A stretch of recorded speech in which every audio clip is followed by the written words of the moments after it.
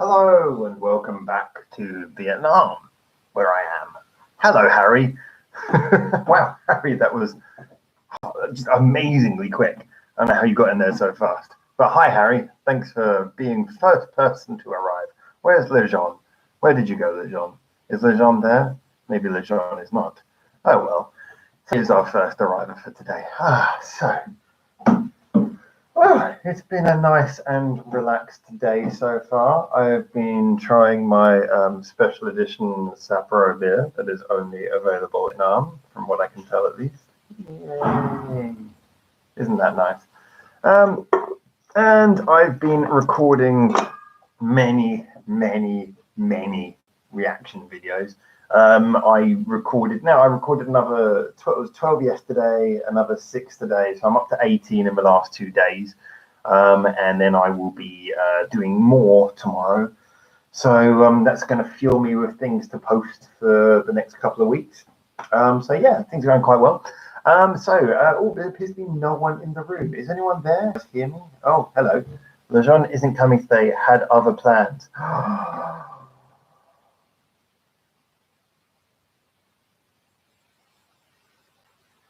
Oh, well, that's fair enough. I thought he was coming today. He asked what time the live stream was, didn't he? Let's go back to the live stream thinking, did I miss something? Oh, yeah, he did. Heads up, I won't be in the stream tonight. Last minute Sunday plans that require sleep and being awake before 12 p.m. Sorry, guys. The tragedy. Oh, there was a lot of things posted while I was trying to make a cover of Yoshida-san on. Oh, so we got a cover with Punkomatic. I don't know what Punkomatic is. Interesting. There's some interesting things going on here, which I didn't notice. So anyway, hi everyone, which is you, Harry. Hi, Harry. So yes, I now have copies of every single Scandal album. That happened very quickly. As well as that, I've also did a listen through to New Beginning by Bandmate, which that will be coming up soon. Let's say I'm going to do a Scandal listen through, assuming I might post a one-off video first of all, just to see if there, by any chance, I can get a Scandal video to actually post. And then yeah, from there, I've got a lot of stuff coming up. I've got reviews of artists who you guys have been talking about for a while, like Them, Iron Bunny. Yeah, a few things actually. So it's actually quite an interesting playlist coming up. I was just going to actually ask a question. I wanted to ask this one of more people in the room, but I might just go ahead and ask it for you who have been loyal enough to turn up straight away, Harry. While I'm in Vietnam, I have slightly different recording setup, and it's not quite as good as I would usually have. Basically, normally with my videos, I kind of take a lot of pride in mixing the audio so that when I talk, the sound of the music goes down and then comes back up. I was just wondering, like for the videos that I'm shooting in Vietnam, that I might do the normal reaction style and just have the music playing at a slightly lower volume and just having me talking over the top. That might be something I have to do while I'm here. So by all means, guys, tell me if that's something that you if there's anyone who thinks, oh no, that would actually kind of be detrimental to what we do, or if someone that, just opinions on that would be really nice. But just for the next couple of weeks while I'm recording here, my setup's a bit different. I might go for that. But yeah, that's the only real big change happening there. James has now safely got back to England. I have received his posts, and yes, he's safely back in England, and he's editing his new series, which will be coming out soon. And I thought I would show you while I'm here some fantastic. This is the smallest denomination of money you can get in Vietnam. 500. Tis the smallest. 500 of these is equivalent to basically 250 yen, so about 250 yen. Not much. It's like $2, I think. I do have to work on getting their single albums. They have a few B-sides songs that are not on any of their albums. Yeah, I'm one of those people. I hunt through and I find all the B-sides and the weird places that they come up. Chilled water. Don't worry, there will be beer later, but I'm going to start with the chilled water today because it's very dry today. Yes. Plastic rubbish and polluting the environment. And water.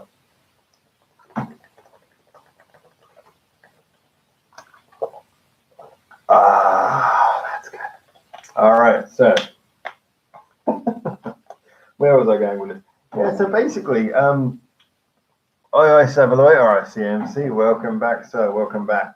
Yeah, so as I was saying, most of what's been happening over the last few days has been me trying to intensely record as many reactions as I can, because I'm going to have a difficult couple of weeks when I'm sort of getting back to Japan and setting up in a new location. There's a few things going on, so as a result, I've handled a lot of recordings, and due to just the equipment I got here, and as I'm trying to mix everything on the fly and get it all mixed and ready to go so you guys can watch it as soon as possible, the mixing quality of the audio might be a little bit less than it normally is. It will still all be clear, but not able to do the usual stuff I do with the sort of volume mixing, so you can sort of music dips when I'm talking and stuff like that. So these next few videos that we come out over the next couple of weeks will be much more simple and basic in the way they're presented. Also, it's been a little bit of a shame. For the first time in the history of the channel, we've had a bit of a struggle keeping our subscriber number up, actually. We've had a few days where we've lost subscribers. It's been going a bit up and down recently, which I think I mentioned this when I did a one-off live stream on Thursday a couple of days ago. It's a real shame, actually, that, because, I mean, so far on the channel, it's all been consistently up with getting better and better and better.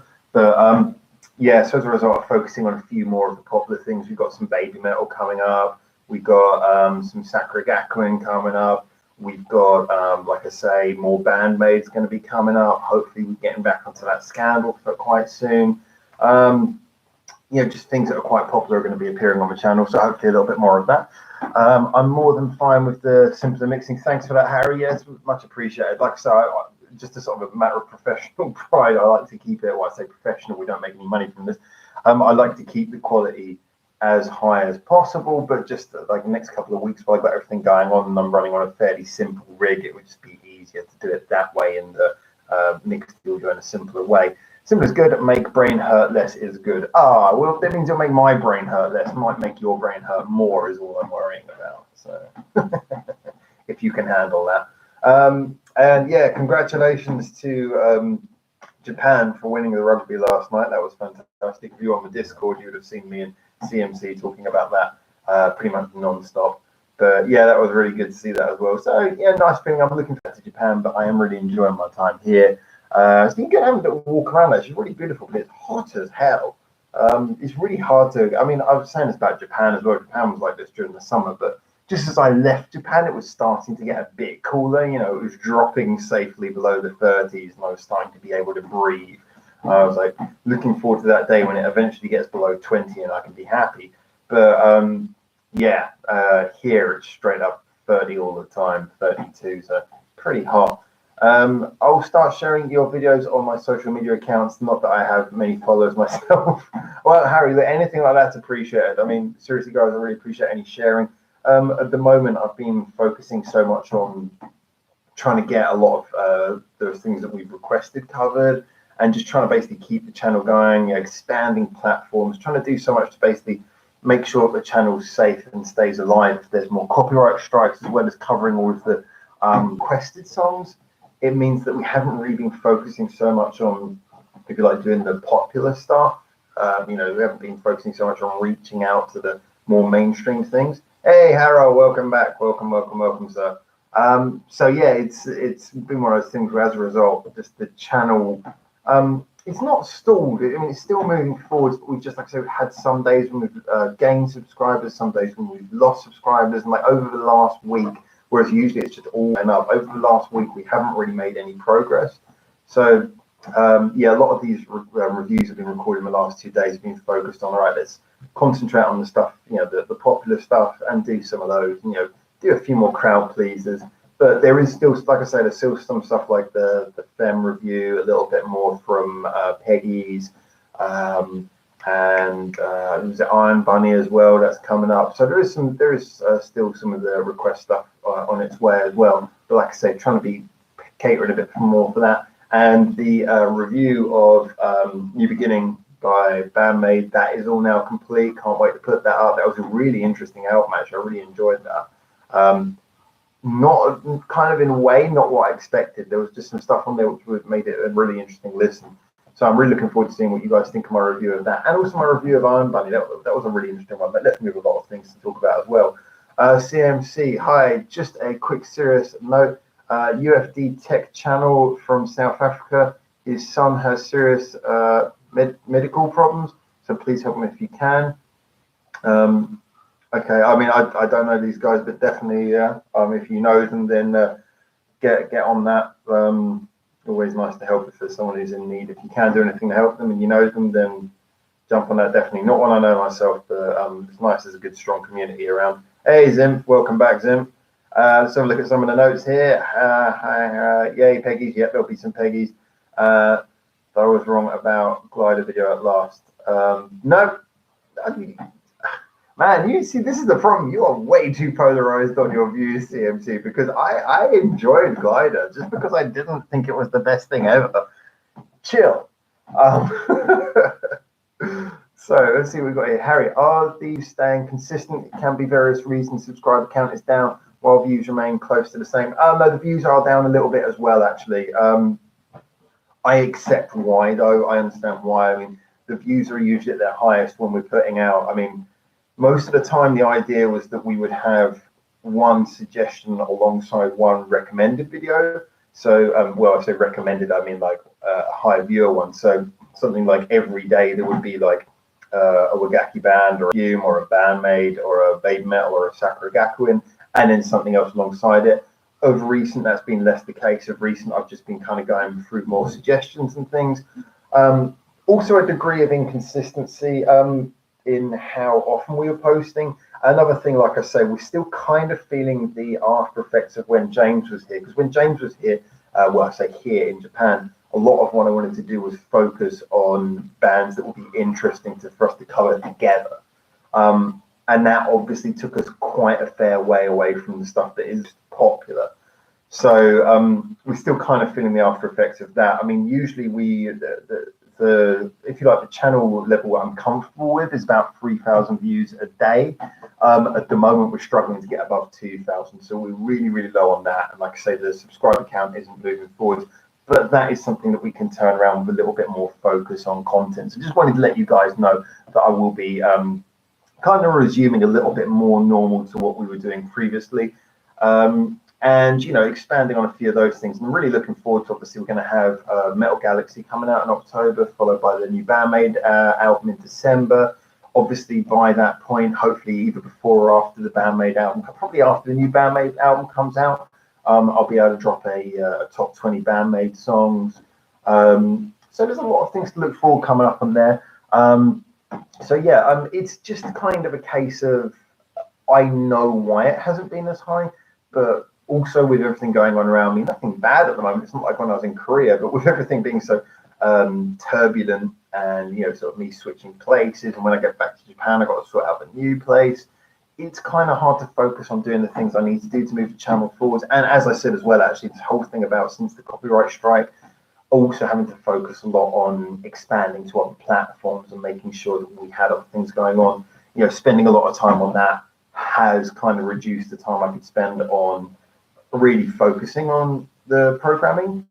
So although we've been doing a lot, you might have noticed there hasn't been so much of like the remixes, the re-recordings, the like the opinion pieces. There's been less of that because obviously I've been focusing on other things. So really at the moment, I mean, definitely once I've moved into my new place in Japan, this is going to be much easier. But just right now, my main focus is just kind of doing enough to get through without the views dropping off. I don't want the channel to lose momentum, considering that the other thing working against us, I mean, there's enough things if you consider, you know, obviously working with James, change of location, expanding platforms, getting through the suggestions list. And on top of all of that is the fact that with the YouTube copyright strike, obviously that means that YouTube has been recommending our videos to less new viewers. So we're really having to fight to bring new people in, which we weren't having to do before. So there is a lot of things working against the channel at the moment, but they are all temporary. So for me, it's really important that we keep momentum and we keep kind of like the positive vibe of the channel going and basically make sure that nothing dips. So yeah, it's a very sort of serious, important time for the channel. But it's not a problem. It just kind of demands a little bit of preparation and thought and care to make sure we get through this properly. Let's have a look here what CMC is saying. Maybe if you had hugely exaggerated expressions, a lot of exclamation marks and hyperbole, i.e. greatest reaction ever, etc. Yeah, I mean, that's the whole point. I'll never do that. I'm not going to call any names, but I know, like, I think it's either Bandmade or Baby Metal. I think it's Bandmade. If you type in Bandmade reaction, one of the first things that comes up is a thumbnail that makes me want to punch my own computer in the screen. It's I'm just going to say it, some twat just at the corner of the screen going, what the, who clicks on this? Who clicks on this and thinks, oh, I'm going to get an interesting, informative review? Just twat. That's all I can really say about that. Look, I'm all for hyping things. I'm all for hype. I'm all for fun. I'm all for being a little bit over the top. It's not what we do here, but it comes a point when you're just basically just playing on, you know, people who are desperate to be approved, desperate to hear someone say, oh my God, your favorite band is the greatest thing I've ever heard. And as far as I'm concerned, if that's what you want, fuck off. I'm not interested in that kind of thing. So yeah, I know you're saying that sarcastically, but yeah, I have no interest in that kind of stuff. So let's have a look at this. Just keep it fun. If it isn't fun, then dial it back and relax. Raging Reality just makes me, we want to kick him in the fork. Oh, is that the name of the channel? I don't actually know, but I'm going to guess. Yeah, I mean, I have fun doing this. The whole reason I do this is kind of a fewfold. It's partly it's fun. It's partly because I get to explore new music. But you know the best thing about it, because like I said, I've been working with music. I've been working in the music industry my entire adult life in one way or another. And what really strikes me is that when I hear, and this is no disrespect to 99% of the people out there, but when I hear new music, I desperately want to share it with people. I want to talk about the reason why it's good. There's so much of the time you share music with, and you never get to have a good conversation. They go, yeah, it's all right. Oh, no, I don't really like that. And you can't really blame them because, you know, their music's not their thing. Or if they do like music, they don't understand why they like what they like. So it's really nice to be able to present music and give, I always feel a little bit weird when I say this, but give an educated opinion of why it's good or why it's bad or why you think what it is. And then discuss that with people who want to discuss music. So for me, it's not about me blowing smoke up your favorite musician's arse. It's just about let's talk about music. Let's understand why we like music, and let's find new music together. It all sounds so fluffy, but that's what it is. Let's have a look at some of the comments that are coming up on here. I was mentioning on Discord, this is Harry, your second every reaction to Scandal should be a song from, yeah, no, I saw that. I left a little, I think I left a little like an emoticon reaction to that. I am going to try and do that as my next one. Again, like I say, I'm hoping it passes through the security thing, but that definitely sounds like one that I would enjoy. And now I know what the lyrics about. It's going to be interesting. I don't know if it's got a music video or not. If it has, you should link me up for it. If not, I'll do it as an audio only. CMC, not sure, just first came to mind. Oh, okay, yeah, maybe it is him, maybe it's not. I just hate that kind of thing. Lazy Line, hey, Lazy, how you doing, man? Welcome to the group. Welcome to the room. Zim, don't think Raging Reality does clickbait thumbnails doesn't make him less annoying. I like that. This horrible thing. I think, oh, this looks like quite a balanced review. Click on it, and then you get some face contortion of. Yeah, something. I think you guys have mentioned him, her. I don't know. I'm assuming it's a him. Before. Raging Reality, just something about that name, the use of raging. It's like, well, you've already clearly set your tone way too much there. And reality, anyone who uses reality in a reaction video name is slightly concerning to me. It's like, who's the judge of reality? I don't know. I've never seen this person's channel before, but hey, let's have a look. Harry, yeah, I can't stand Raging Reality. Wow. Okay, I'm definitely not going to watch this guy. He has made many mistakes about Baby Metal, which he was politely corrected in the comments, and he continued to make the mistakes, like he doesn't read the comments. When he started referring to in his bandmate videos to Psyche as Atsume, I just thought, what a twat. I mean, this is the difficult thing, because I know that I make I make mistakes and things, but I do always kind of try and approach this from, one, remember that I get a lot of comments and I read them all, but I can be forgetful, and two is the fact that just sort of like I approach all of these things completely based on what you guys tell me. So like, for example, when I did the first Ban Michael reaction, and I just assumed that Ban Michael meant that it was in some way a different band, like there was an extra member. Actually, that's right, I thought there was a member in the band, because I was like, well, there's 5 of them, that's one extra. And then I had to go back and I had to recount the number of people in Bandmade, and I was like, oh, okay, I made a rather horrifying error here. But that was a genuine error that, like I say, was you guys corrected. Let's have a little look on this one. So, I mean, basically, if he's making genuine mistakes, that's fine. If he's just not checking, then that's a bit disrespectful. Oh, by the way, James mentioned the first opening of GTO in the Sci-Fi review. Yes, he did, and I checked that out, and I do see what he means. It's Drivers High by Larkin Seal. If you're interested, yeah, Larkin Seal's another one. It's been so long, hasn't it? It's been so long getting to the Larkin Seal review. If it's gonna happen, I swear. Harrow, Raging Reality seems to be failure. He goes in lyrics analysis, but goes way off in taking meanings off of it. Oh, okay. I've never been a big one on lyrical analysis. Actually, I was discussing this with Harrow before. I'm interested in lyrics, and I do have some ideas for lyric-based things that we want to do on the channel in the future. But I'm more interested in the music. It's something that lyrics are so subjective to opinion. But music, as subjective as it is, there is a technical element which I can really enjoy discussing with you guys. I think you have to be so fluent in Japanese to really be able to break down the lyrics that it would be very difficult. And plus it'd be difficult to convey your point if you're talking to people who don't speak as fluently in Japanese as you do, because they would never really quite be able to see the intricacies to which you're referring. CMC, yes, but with you, even when you make a mistake, it comes across as genuine. Thank you. You're not trying to make yourself look clever, etc. Yeah, no, I except that the one thing I never come across as is particularly clever. I know my subject, but I'm also aware that as a human being, I'm relatively fallible and incompetent when it comes to remembering basic facts. Someone, I don't see them much in I see them in the comments, but never usually in the live chats. There's one of our commenters who really brilliantly picked me up on the fact that if you watch most of the Bandmade videos up until quite recently, I never mentioned Psyche's name. And the reason is because I always sort of refer to her with a pronoun like she or her or the lead singer, because I just couldn't remember her name. So yeah, I'm aware that I'm fallible, and I try to work around that. Harry, as to the Canberra song, the Scandal fan channel has a copy of the live performance of the song with subtitles. Yeah, if you can link me on the Reddit, that would be really helpful. I would appreciate that a lot. Plus, if it's already there, that means my chances of being sued are less.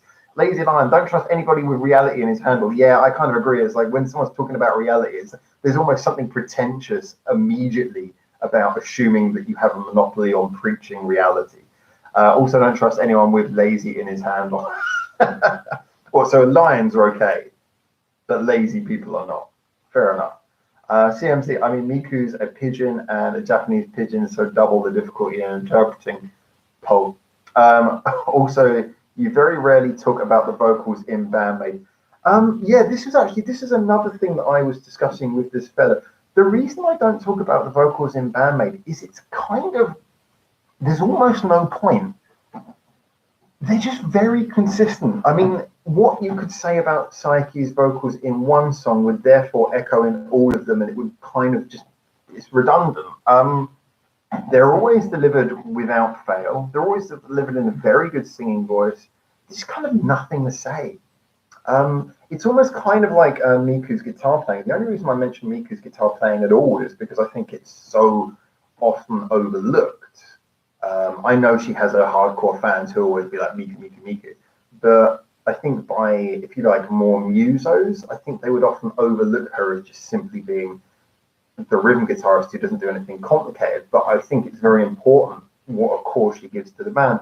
But Psyche is doing what she's supposed to do. She's doing it very well. No real lack of consistency. It's always Psyche. So it's just, there's nothing really to say about her vocals, which is kind of amusing. But yeah, I find myself, it's not as a conscious thing. I just sort of subconsciously, the fella who mentioned the same thing about her name mentioned that, and I said that's probably why I don't remember her name, is because there's so little to really say except for good job again. That never really was any cause or trigger for me to actually go out of my way to remember Psyche's name. But yeah, I mean, over the last couple of months, I've really drilled that into my brain so I can remember her name. But as I say, I'm relatively fallible. If you don't name, I can remember some things really well. Some things I can't remember at all, and names are one of those things. I can't remember the names of anything. Anyway, just as you guys are here and I've got to the top of the comments, I am going to quickly, just in another tab, so I'm not looking at you guys for a second, I've opened up another tab, and I'm going to open silently, I'm going to open the Raging Reality YouTube page and just see if I can gauge his I'm assuming his, body language. Raging Reality. I'll type in Bandmate. That seems fair enough. You always get some interesting reactions to that. Okay, Bandmate. Oh God, his thumbnails are weird. Okay, curious. Let's have a look and see. Support my work on Patreon. That's a bit front and center. Okay, lots of metal stuff. I just want to get a look at the. What the hell is he wearing on his face? I'll be honest with you, I think one of the important things about reactions, and I have my glasses and they reflect a lot, I think one of the important things about reactions though is that you kind of can see, your expression can be seen. So to cover your face with whatever the hell he's got on his eyes is really bizarre. Am I starting online beef? Who knows? It just seems like a normal guy in a normal place, but yeah, it doesn't seem to be a massive hyperbole in his reaction. But we posted a video. This is the video I'm looking at the moment. He posted 4 days ago, and he's got over 2,000 views. So he's doing all right for himself, isn't he? Yeah, interesting. Let's have a look and see what everyone's saying. Don't do it, Howard. Your sanity is too valuable. Oh, please, no. Yeah, it just kind of looked like, yeah. I don't know. He's wearing this weird thing, like this weird strip glasses thing. Link DM'd on Discord. Cheers, amigo. Where is it?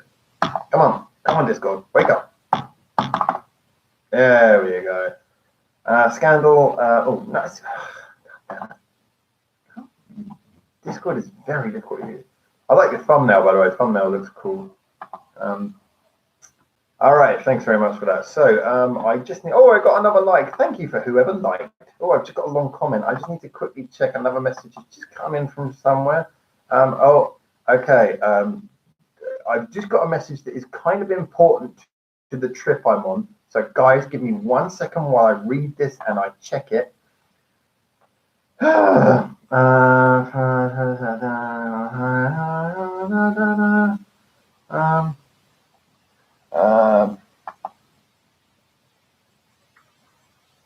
Sorry about this.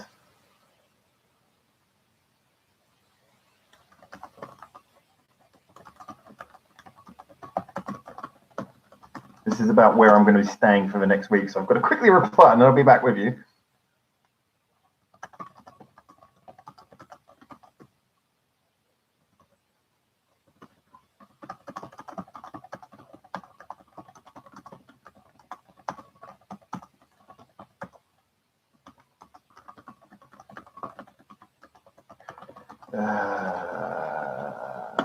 Okay, let me go back to you for a second. Sorry about that. I really apologize. It doesn't often happen, but it is rather important that I don't find myself homeless in 2 days. Harrow, Psyche replied to some interviews saying she tries to not too much emotion into the song to not disturb info. Her song may, so her singing may not be standing out that much. I can actually see that, and I can agree that if that's true, which I have to assume it is, that it does kind of come across, but not in a negative way. I think there is.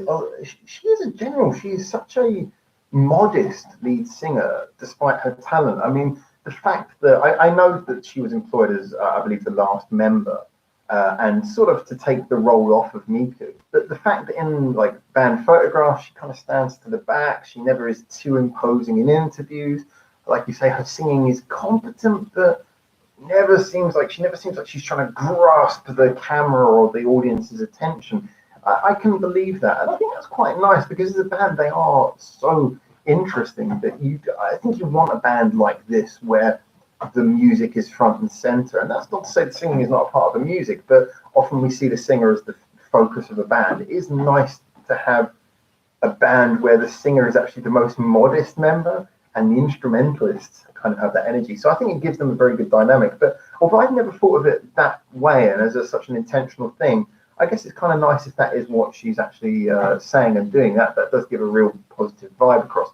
Now, Harry, isn't it amazing to have the bandwidth to open other tabs without having to worry about losing the live stream? I'll tell you what's really amazing. I mean, you're totally right, but what's really amazing is when I upload a video here, it goes up. I mean, if you guys haven't seen it, I think I posted it on the Facebook. Often, like uploading a video takes like more than 20 times. I have to upload it more than 20 times to improve this place. The internet was getting worse and worse. When I first moved in there, it was brilliant, but they were closing the office down. By the time I left, it was just unusable. And it was amazing that we could achieve anything. I mean, when James was there, he wanted to talk to his girlfriend in the evenings on like Skype and stuff.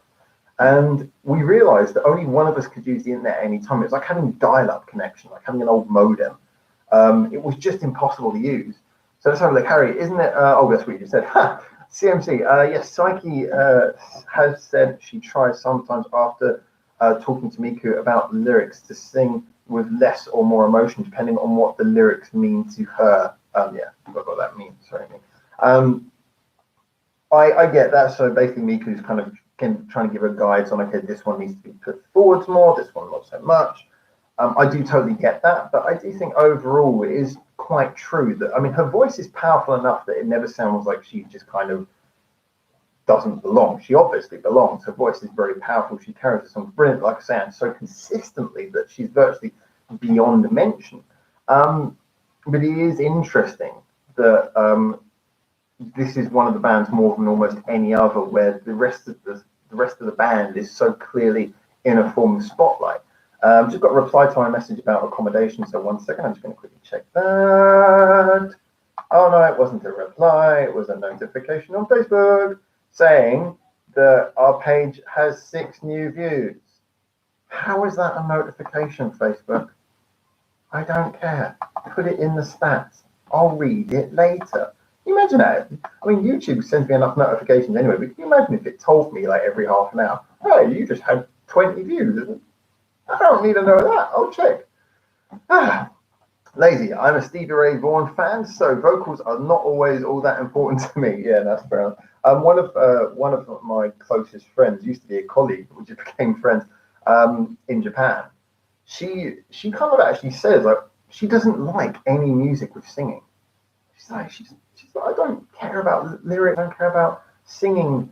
You know, I just want to hear instruments. You know, she said I get enough emotion from the music, and I think that's very true. And as I'll cover on the, there's one song in particular on the New Beginnings album that I listened to. And like I said, I know it's a staff written album, but there was one particular song, and I can't remember what it was called now, where just to me, even without the lyrics, or even if there'd just been no lyrics and she'd just been humming over the top, the emotion of the song was so clearly projected through the writing that it stood out on that sense. And I think that is true. A really good song, you should be able to tell the feeling without having to understand the lyrics. And that's a big thing for me as well when I'm listening to these Japanese songs. Like I said, I totally misjudged Yoshida-san by Silent Siren because I thought it sounds messy and like it doesn't quite hit the ground. And then when I realized that was the whole point, that was fantastic. Let's have a look here. CMC, well, his guitar playing, especially with Albert King, had so much emotion. Yeah, exactly, kind of the same point there. Harry, vocals are the most important aspect of a song to me. I need good instruments. Also, but if the vocals are bad, I can't enjoy the song. Well, that is a fair point. If the vocals are actually objectively bad, because they sit at the front of the song, that can destroy the song. So, yeah, I think you need to have good vocals. If you can have vocals, they have to be good. As we were saying, we were listening to the was it Wasuda or Westa? I think was the like rock playing girl band that we listened to yesterday on the reactions. A lot of people said, well, the vocals in this are not particularly good. And I said, one of the reasons I like the vocals in it is because whereas most of these sort of idol groups, even these alternate idol groups, really sound like really pinpoint on all the time, this group kind of sounded almost a bit garagey. Like, you know, they had all the dance moves and everything, but they sounded like they were really feeling the song in this like studio live recording. So, yeah, I think there's many ways to have good vocals, but ultimately the vocals have to in some way match up to the song. And I think that pretty much everything Bandmate do, Psyche's vocals match up brilliantly with it anyway. So, CMC, take Mark Knopfler. You can hear and feel the emotion that his vocals are very sparse, like in Private Investigations. Yeah, exactly. I think it's a good example. I often use a similar thing in defense, actually, of, I mean, you guys know that I'm a big fan of Damon Albarn, and I say a similar thing in defense of him because he's really not a singer.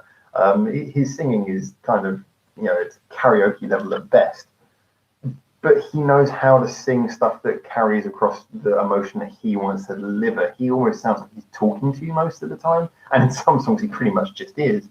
I think that a good singer, like I say, doesn't always have to be the best voice. It just has to be the person who knows how to convey the emotion of the song. And sometimes a good voice is that. In Bandmate's case, I think it's where you flip it on the head and you have the singer is kind of the stable thing, doesn't have to project too much emotion because the musicians are doing most of the emotional projection on her behalf. So that's kind of like taking the theory and going in a different direction with it. Still, you still have that element that the emotion has to be projected somewhere. And with most bands, that does come from the singer. As in, for me, vocals can be there or not, just has to fit the music. Yeah, precisely. I'm with that 100%. Time for me to take a swig, guys.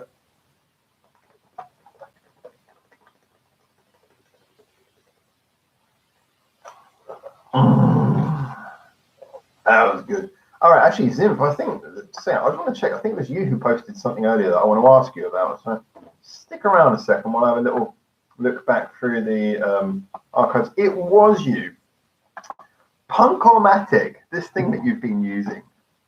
I mean, I always say this, for someone who loves like sound equipment, sound toys are really fun, and I'd love to know what that Punkomatic thing is, because it just looks like something I could have a lot of fun giggling with. Just actually, while you're here, the one thing I've never done with you guys, I've never shown you the array of crap I have on this phone. But there is one thing. If you are a fan of Japanese music, this is a really cool thing to have on your phone. They had I used to have Windows Phone. I don't care what anyone says. Windows 10 phone is still better, even though they've stopped doing it. It's still better than anything on an Android or iPhone. I mean, like, you guys have like Shazam and stuff, or whatever it was called, the thing that can listen to music as a downloadable app. Windows Phone had that in place. The map system was better than Google Maps. Everything about it was 100 times better, but no one bought it, so they cancelled it. Bastards. Anyway, enough of that. I'm going to find. They had a really good app as well for Japanese musical instruments, but okay, that was gone. So anyway, I picked up a similar thing on the Android, and I've got to admit, this is really good. I love this. I know it's really stupid, but I love it. I've got a Koto on my phone.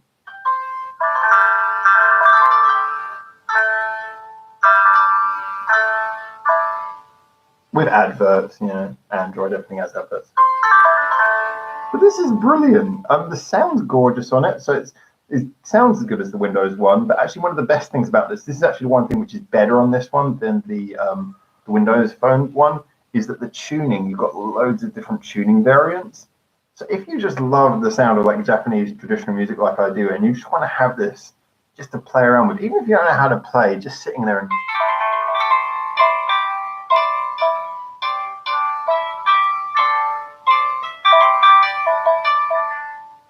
it's lovely. I think this app is brilliant.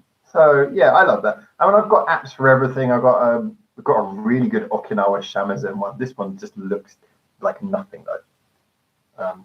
Oh, it's really hard to play, isn't it? You have to hold it and then. Yeah, I can't play it properly, so it sounds bad. It's like the hardest app to use. But I've got apps for everything on here. I've got two shamisen apps. Oh, isn't that cute? Look at that cute little shamisen app. Oh, advert again. So anyway, what's everyone been saying while I've been getting all soft and squishy over my apps? Yeah, it's a Flash game that lets you make music with built-in sound loops. Oh, that's cool. So how do you... Oh, well, actually, let me read the rest of your comments first. It's where I made the happy birthday on... Ah, that's how you did that. Okay. Quick play with Senbon Sakura Koto solo on your phone. Yeah, I wish. I got an actual Koto in London and it's too heavy. I still haven't moved to Japan. It's like living there for years. I haven't moved it, but God, I miss it. My shamisen broke though, so I might as well just buy a new one. They're really cheap to buy. But yeah, actually, I should check that out. Is it a phone app or a desktop app? Because it just sounds like something which would be really fun to relax with in the evening. Lazy Lion, by the way, is Money by Takoyaki Rainbow on your list yet? I think you will enjoy it. And yes, they are from Osaka. Do you know what? Apologies if you've mentioned that before, because I don't think that is on my list.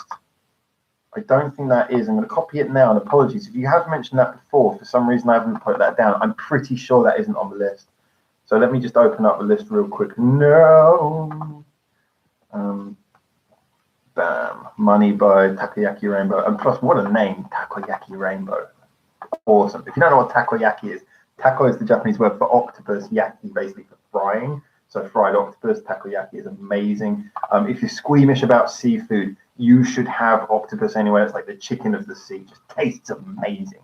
CMC with BlueStacks, you could use it inside the Android emulator on your desktop. Okay. So I don't know what you're specifically referring to, but it would be cool if I could use apps on my desktop. And if BlueStacks is a thing, that might be a cool thing to use on there. But I try, as we were discussing this actually the other day, myself and you directly, I try not to install too much extra software on my computer because my computer is kind of very lean. Only the essentials are on there for music making, video editing, using like external peripheral devices and stuff. I try to keep it very simple. And a couple of video games just to keep myself from going insane. The emulators tend to be very, very hardware heavy, so I will check into that. Zinf desktop only, that is actually preferable. I prefer desktop only things. I prefer to do things on my computer because my phone is, I want to like this phone, but it is a disaster. It is very slow. I've still got my little Nokia. That thing is much better, but it's quite out of date, unfortunately. So it doesn't accept many new technologies. But it is super fast. That's on Windows 8, the little Nokia, and that thing's really good. Lazy Lion, I might have mentioned them to you before, or maybe on a reaction, not sure. I think just for some reason it rings a bell. I don't know if you mentioned in the previous live stream, or just because I'm so used to hearing so many bizarre Japanese band names that I just kind of, every time someone says something weird, I just assume it's correct, like, Tempura Eagle, or, I don't know, Sapporo, Iceland. I don't know. I would believe any name that you guys told me nowadays. It seems there's so many conflicting names for these groups.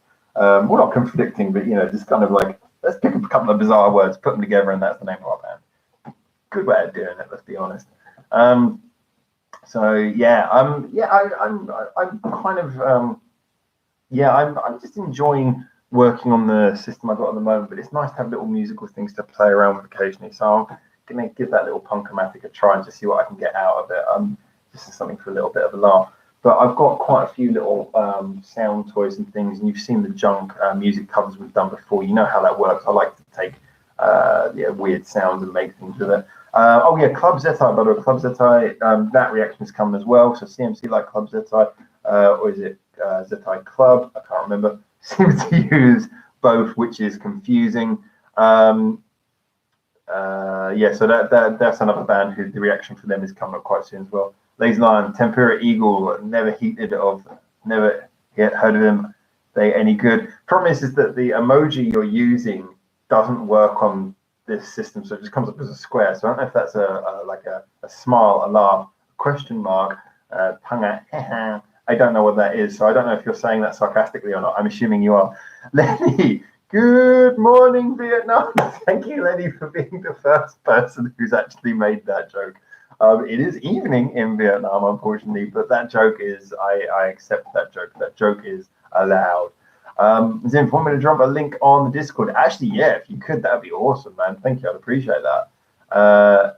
Lazy Lion heard. Oh yeah, no, so I gathered you meant heard. It took me a couple of looks, but I got that. Never heated an eagle. I've never cooked me an eagle before, man. Hi, Lenny. King of Sarcasm arrived. Hail, Lenny. It is morning here. Maybe morning there, but you said good morning Vietnam. Is that like a projected good morning? I'll accept it. I'll accept it as a projected good morning, sir. Thank you. Yeah, because it's 10 o'clock at night here. It's midnight in Japan, 10 o'clock here. So this is what, 2 p.m. in England,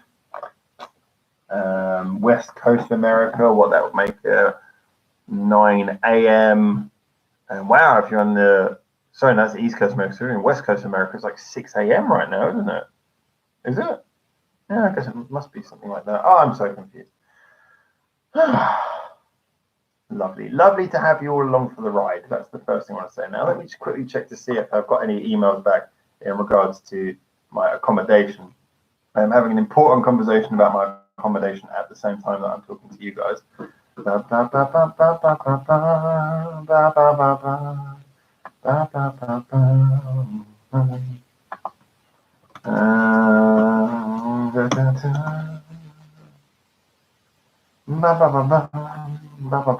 Okay.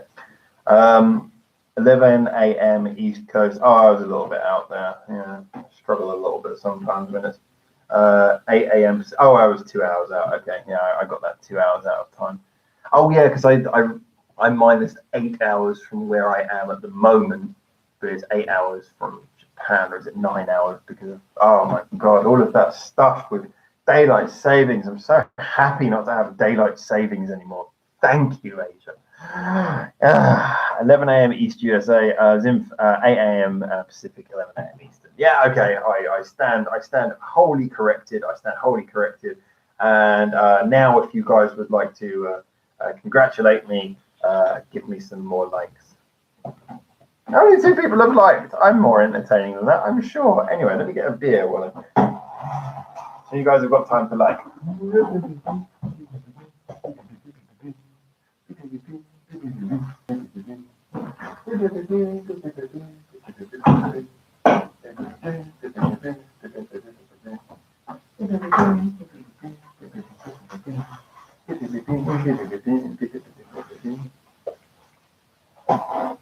It's me, Mario.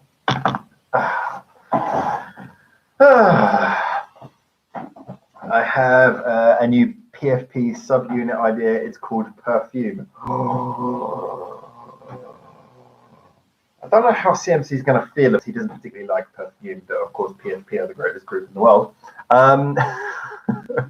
Beer o'clock somewhere. Damn right it is. Yay. They only do the little cans here. Anyway, I thought I would try it. I haven't had Beck's in years. I know it's a bit weird to have that in Vietnam, but it's so cheap here.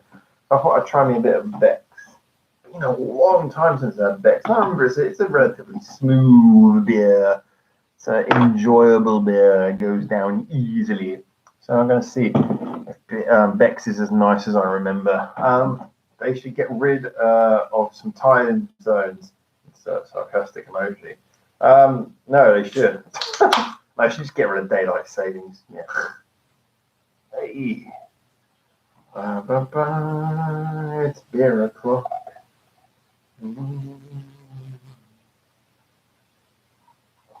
Beer o'clock. Yeah, Beck's does pour with a very thin head, doesn't it? That's right. I forgot that. Beck's smells really good. That's one of the best things about it. It's a really good smelling beer. Oh, have a sip. Oh, yes. Beck's is good. I'm not advertising them though, because like I say, no one gives me money. So smells the same going in as going out. Again, your bathroom must smell amazing, CMC. You must have a lovely smelling bathroom. I'm so glad your poop smells so nice. Lazy Lion, why am I so bad at typing on a phone? Same reason as me. You know, the biggest problem with typing on a phone is getting to the letter A. Is it just me, or every time you go to the letter A, you always press S? Again, I never had this problem on Windows Phone. It's just a better design. But ever since I've been on Android, yeah, every time I want to type an A, end up with an S. Ugh. Every time you want to type and, you end up with snd. Can't stand it. So yes, no, I do appreciate that it's a less than perfect system. Makes you miss the days of Blackberries where you had an actual keyboard. I never had the Blackberry, but again, I had a Nokia. I had a little Nokia that was basically a Blackberry ripoff. Had the little keyboard and everything. It was really good actually. But I bought it second hand because I just looked through it as the model I really wanted. The only second hand one I could get was bright pink. I was like, all right, I got it. So I ended up with a bright pink Nokia for about 3 years. That was fun. The questions people would ask of me. Yeah, good times, good times. So let's get a few things sorted out back here. Sorry. Okay, there we go. Sorry, a couple of wires have just come loose. I'm just correcting them. Okay, yeah, we are okay, and that bit of plastic is still sitting around. Sorry. Okay, so where was I? Yes. I'll just retell this bit as a few people here actually, and as I've just completely lost my train of thought when I was doing that. Yeah, so basically one of the issues we're covering on the channel at the current moment is because we've been up against so many barriers recently. Also, when James was here, we were trying to appease doing some more interesting music for him, not necessarily stuff that was particularly popular. Then we've had me moving, which is going to be an issue. It's going to take up the next couple of weeks at least of our time. Then on top of that, we've got issues with things like the copyright strikes on YouTube, means that YouTube's not suggesting our channel to so many new viewers. Basically, we've got a situation where our number of subscribers has kind of semi-stalled. And obviously, I've been spending a lot of time trying to expand our social media platforms. Thanks as well to CMC for all his help on that. I've been trying to expand our social media platforms. So I haven't really been focusing on programming as much as I should. We haven't had so many remixes, re-recording specials and things lately, but I'm trying to catch up on that as much as I can while I'm here. So there is going to be hopefully a little bit of a return to form with the programming, and there will be hopefully we can start getting the subscribers moving forward. They've kind of stalled around about the 680 mark.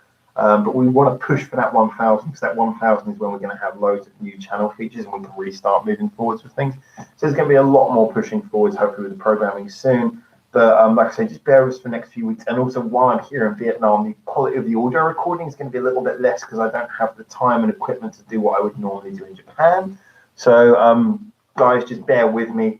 You're still going to be able to hear everything. It's just that lovely little thing I like to do where the volume of the music drops out every time I'm talking and then comes back up afterwards. I'm not going to be in a position to do that properly, at least while I'm here. It'd be too much faff. So it's going to be quite simple videos coming out for the next few weeks, but I really want to keep the content quality high. And the good thing is I've been able, being in this little room and being able to chill out, I've really been able to focus on getting the if you like, the right mind frame to really do good reactions for you guys. So I'm really hoping you like what I'm able to produce for you in the coming weeks. So let's have a look at what some of these things. Lazy Lion makes me miss the days when you typed on a typewriter, took pictures with a camera, and made phone calls on a phone. I think that's I love that thing again from the Flight of Conchords TV series where he buys him, one of them buys the other one a camera phone as a present, and it is literally an old like Nokia phone with like a digital camera slapped on the back and then just taped together. I think that's brilliant. Since people rarely use phones as an actual phone now, it's true. It is true. I mean, let's put it this way: if the microphone and the speaker on your phone broke, would you really stop using it? No, because I mean, let's face it. Most of communication now, we don't ever talk on our phones anymore. It's just kind of been a thing that we've stopped doing. So they're not really even phones anymore, which is kind of what makes it bizarre. I'm going to communicate on the digital intelligent phonograph. CMC, the lack of cardboard adversely affects the acoustics. That's actually true. Also, not being in the corner of the room because I'm kind of in the middle of a room means this is a bit more of an echo chamber. I know you're being sarcastic, but it is kind of true actually. Like a lot of hard walls that I'm moving in the middle of rather than being in the corner of a room full of cardboard means that the sound in here is a little bit. Hell no, I have over 2,000 songs on this thing, Lazy Lion. Sorry, I'm not sure. Is that a reference to what you mean about the speaker? I mean, when it comes to music, I don't know if this is what you're referring to, whether you're saying that as a positive or a negative to my previous point, but I never listen to music on my phone speaker. I never find a case where that's socially acceptable to do. To be honest, I have headphones. Maybe you were agreeing or disagreeing, I'm not sure. But anyway, yeah, let me know.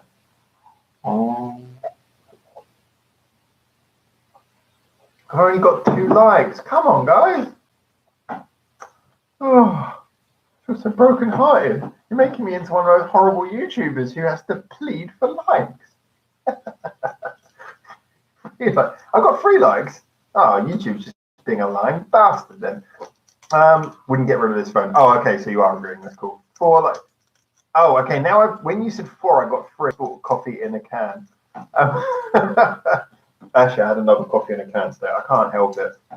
I love the coffee in a can here. And I do stand by my point. I really do stand by my point that coffee that you get in an average cafe is just, to me, it's like it's not too far in either of the directions I want to go. It's not a cheap pickup, which a canned coffee is. A cheap, good tasting pickup, and it's not that beautiful taste of amazing coffee. It's kind of in this indecisive middle ground where I feel like I'm paying too much for not enough. So yeah, canned coffee is almost the thing.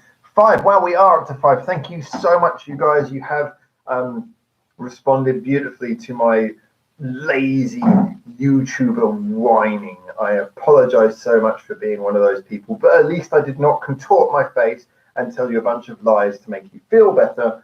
I instead remained myself throughout. 6. Wow. Oh my God. Coffee at an average cafe in Vietnam can't be that much.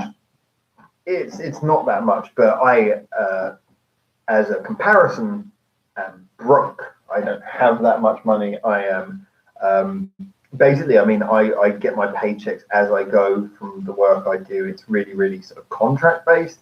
So every time I go on holiday, I run out of money very quickly. I mean, my holidays, I don't go and do fun things. I just enjoy being somewhere else, and I go for a little bit of a walk. And they're usually based on, sort of helping me when I need to do visa applications and things. You know, you go out of the country and you apply at an embassy here, and it just makes your life easier. So, yeah, I mean, to be honest, there's usually a lot of reasoning behind when I do these trips, and they're not that great. Why did the number of likes just go down? Come on, guys. Emotional, it might be CMC. Emotional blackmail works. Please add to your quiver of YouTuber tools. I don't like blackmailing people. I just like, sort of, yeah, okay, I like blackmailing. I like it. Yeah, coffee at an average cafe in Vietnam is quite cheap. But to give you an example, the brand of coffee I bought today, I bought it from the supermarket, and directly outside the same supermarket was a cafe run by the exact same company who made that coffee. The can of coffee I got was 9,900 dong, and the exact same coffee and the exact same quantity, almost to the millimeter, in that cafe was about 6 times the price, about 60,000. I was like, nah, I'm good. And like I was saying earlier, this is what I think the money here is so gorgeous. It's really beautiful. I mean, look at the pictures on the back and everything. And it's all paper, and this is the smallest denomination of money they have. 500 is the smallest money that you get in this country. Here's 1,000. This is quite a common one. 1,000 though basically isn't worth. If you were looking at it in a sort of a Western market, it wouldn't be worth anything. You can add up a couple of thousands, get something nice here. Here's a 2000. This one I really like because it's got like a cultural thing in that it shows like and a working place in with like a like a mill or like a what they call it, a fabric mill. And again, pretty cool. But this one, the 5000, this is the first, I got my first 5000 date. Again, this is worth virtually nothing. It's not one of the bigger notes, but this one's really cool. We've got like a little industrial landscape on the background. I really love how in a lot of these smaller countries, because there's a lot of national pride, you tend to get images on the back, which are actually, they're kind of nice. They show the history of the country. I like that. And plus, because they're all paper, I've never been a big fan of coins. I find coins as a general annoying and they get lost and things. Paper money is always better. So yeah, I actually read Vietnamese money, even though it's not really worth anything. It's beautiful. I like it. So yeah, my likes has gone down to 4. What happened, guys? What happened? I thought you loved me. I don't know why I care about likes all of a sudden. I'm just doing this. I'm kind of one of those little annoying Instagram teams or something. There's nothing wrong with being lazy. Being lazy can have its benefits, can't it? Ambience costs money. I would agree with that if it wasn't for the fact that this particular is actually like an open air one in the middle of a shopping center and the ambience is total balls. It's right next to a kids play area. So it's the opposite of ambience. You would actually probably pay more to get the hell out of the building. Lenny, the one with workers looked communist. Oh man, I got to show you guys a picture. I found this picture while I was here. I don't know. I can't really send pictures on live chat into. Oh, anyway. Let's see if I can. Oh, it's not on my phone anymore because I copied it off of the phone. All right, I'll tell you what I'm going to do. I'm going to try and load it up on my computer. I just stuck my finger up my nose there live. I did that. Don't worry, I didn't manage to get anything. I didn't collect anything on the end. Talking of communism, I mean, I know a bit about Vietnamese past because obviously it's very interesting history, but I never really asked too much what their feeling is about communism until I saw something really fascinating today. Just wait for my computer to wake the hell up. There we go. And I just want to show you this picture because I think you guys would be really kind of, especially Lenny, actually. Lenny, this one I think you'll find particularly interesting. So let me just quickly find the folder. I'm sorry, I'm sounding like Barack Obama now. I'm going to find the folder that the picture is in. Barack Obama sounded a bit like a creaky door at times. But yeah, I saw this cafe and it had the most amazing communist artwork title I've ever seen. It was one of those, oh, there we go. It's one of those things I can imagine it attracting some rather strange looks if you don't know more about Vietnamese history. But it was kind of, I didn't know the feeling or if there was any sarcasm to this or if this was 100% real. But I just love this from a cultural perspective that this even exists. Let me just quickly, I'm going to open it up on the screen. All right. So this is the place I found.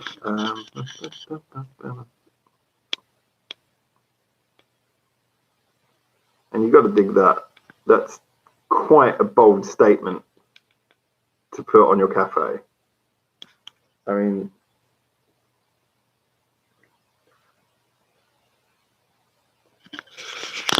yeah, that's one of those things. It's like there's a clear political clip in there. I didn't know whether that was sarcastic or not, but I mean, obviously Vietnam has a very strange political history, so it's an interesting one in of itself. Yeah, Triple CP. Oh my God, yeah, exactly. I mean, I'm not going to criticize people for their political opinions of his ideologies and things, but obviously for someone like me, from the background I'm from, especially if it was someone like Lenny, that really smacks you around the face. It's like, wait, what? What am I seeing here? What? Really? The Three Stooges. Yeah, I wonder if you could say that if you walk straight in. It's for Russian tourists. Quite, yeah. Well, that's actually, Ivy's got a really good point there because there is a lot of Russians here. I found this as well when I was in Thailand. Actually, one of the towns I went into Thailand, there was like, I'd say too many Russians. It was to the point where it was like a Russian retirement home, and it kind of destroyed the atmosphere. Every restaurant was like had Russian menus and things, and you walked into place, and because you're white, they immediately greet you by saying something in Russian. And I kind of said, this is why I feel a little bit offish when you go to a country and they immediately speak to you in English. I was like, think about the Italians, think about the Russians, think about a lot of people who don't speak English. This sort of presumptive, everyone who is foreign is this type of thing. But yeah, that was the case. And I think a lot of poorer countries, Philippines as well, you get a lot of Russians retiring. Vietnam definitely as well, though, seems to be that case. So actually, Ivy Show could be completely right about that. Yeah, good point. Just kidding. I'm sure it's just publicity. So no, I think you might actually be right. I mean, you might have been kidding, but I think you're actually probably right there. I mean, there is a whole Russian quarter. Well, it's not actually a quarter. You know when they say a quarter, but it's not really a quarter of the city. There's a Russian quarter here. Yeah, it's like Chinatown. Yeah, it's a tiny little street. But there is a Russian area, and there's a lot of them around. Lazy, isn't that the place where they play Russian roulette? Deer Hunter reference. I'm not asking. Less I know, the better. I was really interested to go and talk to them, but I've been practicing my Vietnamese while I'm here, and just my Vietnamese is nowhere near conversational. I can say a few pleasantries and make people smile and be happy and object if I need to, but that's about it. It's a really hard language of intonation. It's a lot like Chinese for that, and I can't deal with intonation languages because I'm kind of over-expressive when I speak. So speaking without a tonal direction, an intonation that infers mood, I find that very difficult. So you say something, and you're supposed to go like, when you say thank you, it's like "cảm ơn man." But when I say thank you, I tend to go up at the end. Oh, like thank you. I guess that was down. But so I go, oh, "cảm ơn man." It's like, oh, "cảm ơn man." So I don't know if I'm saying something completely different. Oh, Lenny, I want the sign in the most ironic, sarcastic sense ever. Well, yeah, exactly. I think that would exactly work for you. Soviet garbage gets recycled. Yeah, I mean, of all the people here, I know you're the one who has the strongest actual position to grind an axe on this one. So credit where credit is due. Go for it, my friend. Like I said, I mean, I have no axe to grind on this, except for obviously I know of the history, I know of the terrible things associated with that, and I know the obviously having well, I mentioned my Latvian friend, who she's done an amazing job, and she grew up in post-Russian, post-Soviet Latvia, and you do see a lot of. She mentions the good and the bad, which is quite interesting. But as a general, most of what she mentions is bad, and it's sort of soul destroying the way she describes it. But it's very hard for me to draw too much of a personal opinion, as I've never experienced it more than just looking at it. And when I was in China, I got to see a little bit of the communist, if you like, relics. But it's never something I've experienced in an honest enough way to get as passionate about it as Lenny can. And go for it, Lenny. You're more than welcome. I would have loved you to have been there when I rounded that corner and I saw that. That would have been beautiful to see your reaction in person. CMC, you could put the sign in, or well, yeah, exactly. I think that's one of the things that he probably wants to do. Harrow, at Lazy Lion, need a hut over a river and have Howard caught it. I got a feeling we're going for some Vietnamese movie references here, guys. This is not Apocalypse Now. This is not Apocalypse Backer. My dad already did, no joke. My dad hung a red banner with picture Lenin in our bathroom as an insult when I was young. What? That's amazing. Oh my God. Wow. But like I say, I can't deny you guys the right to be passionate about it. I mean, from everything I've read and everything I've seen, there's plenty of right to get passionate about that. I don't know what the Vietnamese general feeling is. And it's one of those things where often when politics is not something, although it's quite a liberal country here in many aspects, much more liberal than a lot of its neighbours, I should point out, it's not, you don't talk too much about politics here. So it's an interesting subject. It's one that I wouldn't want to sort of push any wrong buttons with anyone, but I don't know what the overall feeling is about sort of communist past with people here, whether it's a negative or a positive feeling. But yeah, I mean, it's much more socially. You can discuss things, I think, more freely here than you can in places like Thailand. Obviously, with the royal family, you don't say anything against that. Philippines, I know it's supposed to be democratic, but you don't say anything against the leader. Myanmar, which well, we all know the truth about the leader of Myanmar now, don't we? There's a lot of much more difficult places. Vietnam seems to be relatively balanced on these things. So Lenny, yeah, you already mentioned that. Lazy lips, bacalypse now. See, I wish you'd spelled it the way that apocalypse is spelled with the C, because otherwise it's like a bacalypse. It's like, someone's going to chop off my lips or something. It's kind of scary. Bacalypse now. That's cool. CMC, I love the smell of perfume in them. Oh God. Okay, this is where we're going. Okay. This is where we're taking this. Oh man. So I'll just get in the background and just go. And you can play the music.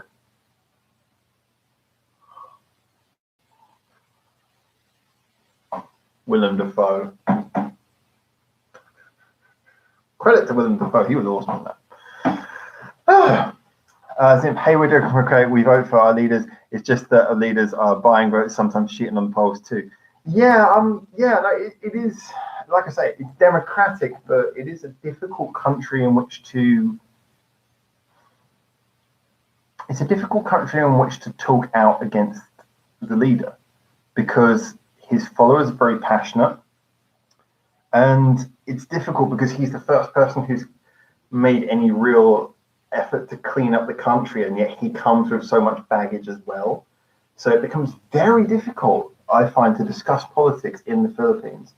Certainly with the people I know, they're either very passionate supporters or they just kind of don't talk about it. That's certainly my experience. I mean, feel free to correct me. I mean, you know more about it than I do, but I've certainly got a very strong feeling about it that way. The politics was not a discussion topic that you really wanted to get involved in. Whereas I think that here it's a little bit easier to discuss politics openly. But by all means, feel free to correct me. I mean, like I say, I'm just talking from my own experience there. CMC Barber's Adagio for strings. Yeah, there we go. Yeah, good choice. That's the right one. Really don't want to see Howard's war face. Fall back jacket. I'm worried about who I play in that.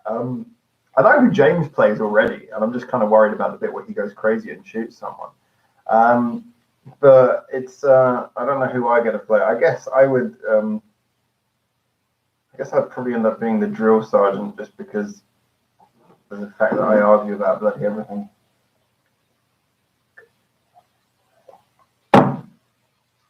You need to go to speakers corner now. Oh, okay. You need to go to speakers corner now.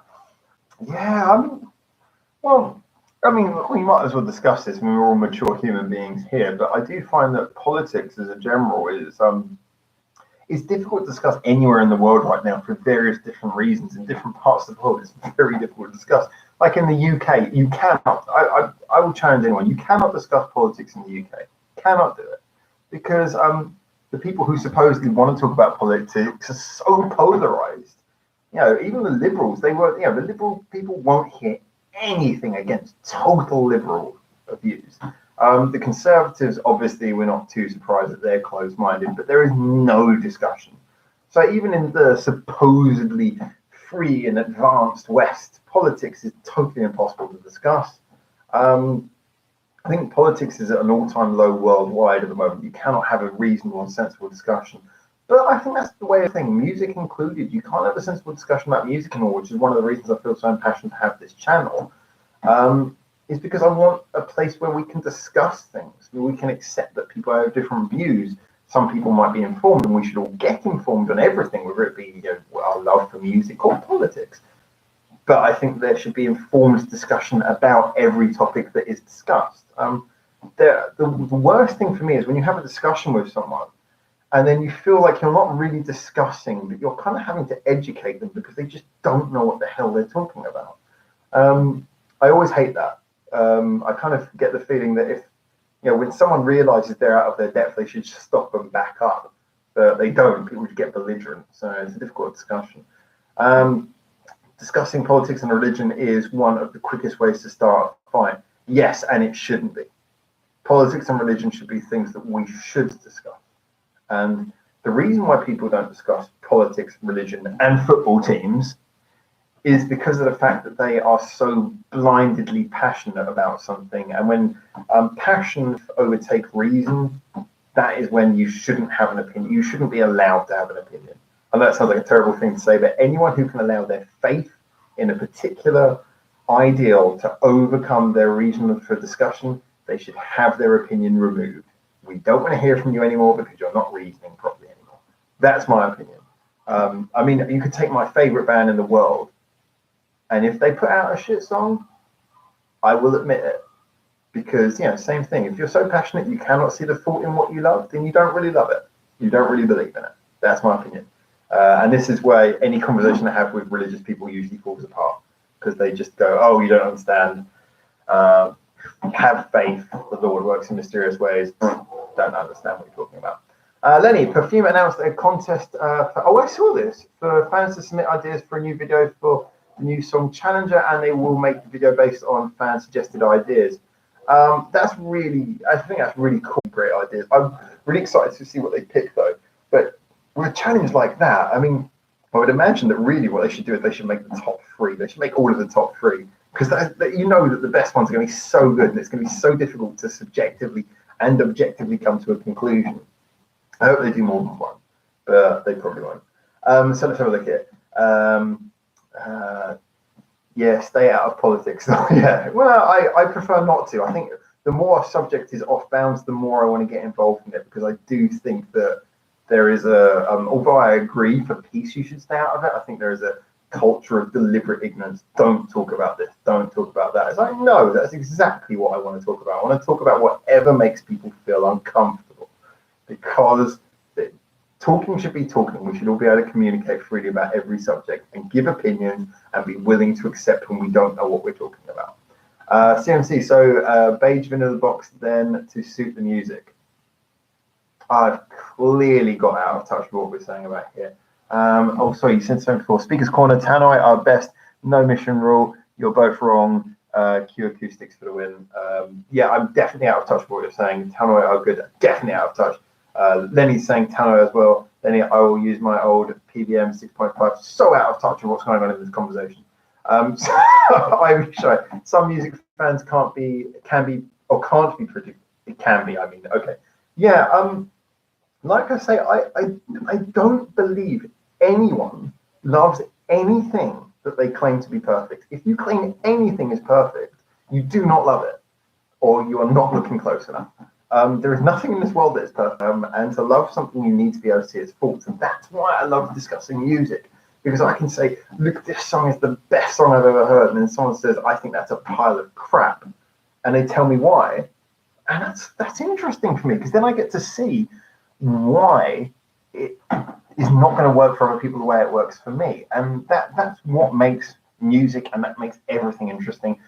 Whereas it's interesting in music, when it comes to politics and especially religion, it's essential, it's a requirement, it should happen. The fact that it doesn't happen is a horrifying thing.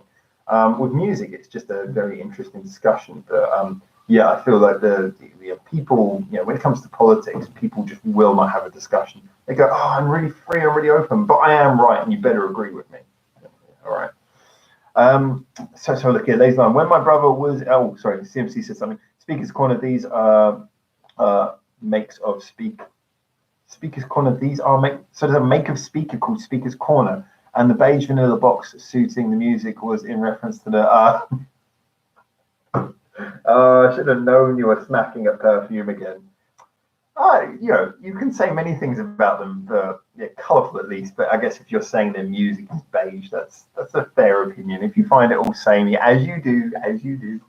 Ladies and I, when my brother was in Cambodia with the UN in the middle of the jungle at the start of the rain season, I sent him a mixtape with only songs about rain on one side and Nam on the other. I like that Nam was on the other side. That's incredibly evil. I love I love as well that you managed to get the tape all the way to Cambodia. The fantastic effort you put into that is truly despicable, and I adore it. Brilliant, brilliant stuff. I hope you like that, though. I hope you saw the sense of humor, because that sounds like a really wonderful little ruse. Haramatsu, yes, you tell me what tracks they were as well, because the only ones I can think of are quite limited and probably too recent. Haramatsu, my speaker's corner is a place in London where you discuss anything about that. Yeah, actually, that's what I was kind of working on the basis of, Hara. I was thinking of speaker's corner in London, the old soapbox, stand up in your soapbox and say whatever you need to say. Shame that tradition has kind of been overrun in a weird way. Now it's just kind of protest all the time, but I guess now is a good time for protest to happen because everything's screwed. Yes, the UK.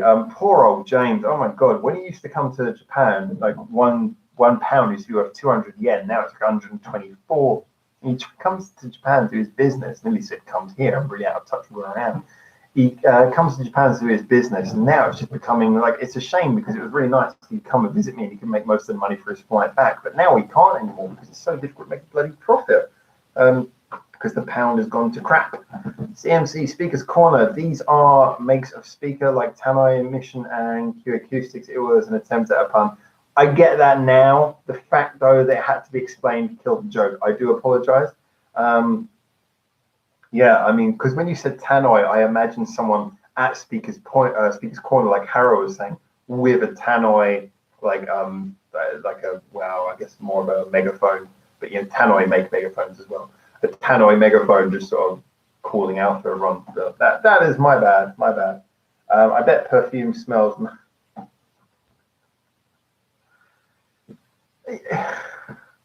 That's such an easy pun, Lazy. That's such an easy pun, but at the same time, I've never heard anyone make it.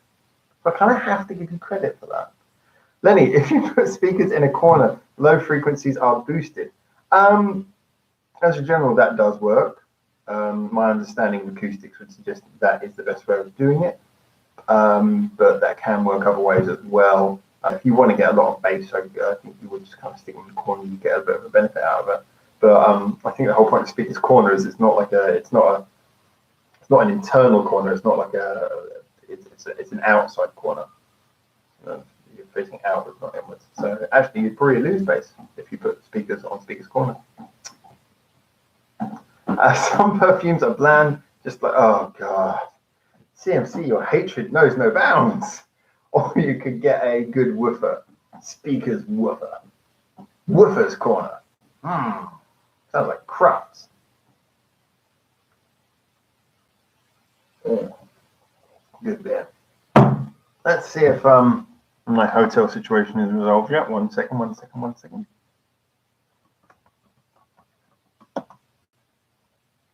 Seemingly not. It knows bounds, perfume, for example. Well, if your hatred knows a bound that is perfume, then that means you don't hate perfume. Or are you saying perfume inclusive? Perfume is the extremity of your hatred. Maybe I shouldn't be asking so many questions about your hatred. It's too big a subject, too long, too much to discuss. I know that you do hate almost everything, so it's very difficult to have a discussion about your hatred. But I grant you the space to discuss anyway. I am now going to try Sabeco. Free export de beer. I'm all out of Beck's, the wonderful smelling Beck's. Let's see if this smells as good. It's a little bit stronger actually. It comes in at a 5.3 if I remember correctly. Yeah, 5.3, so a tiny bit stronger than your normal 5% up. Give that a little pour into the. Really should clean this glass. It's had so many beers in it now. It smells amazing, but it is getting a little bit musky in there. So it is free. Yeah, it's a bit of a light pourer as well. Oh, there it comes. Light head on that as well. And it's coming out pretty good. Let's jumping on this. Nearly knocked out the sound card. Oopsie. All right, let's have a look at some of the comments on here. Actually, I'll drink this first before the head goes too low. Virtually no aroma.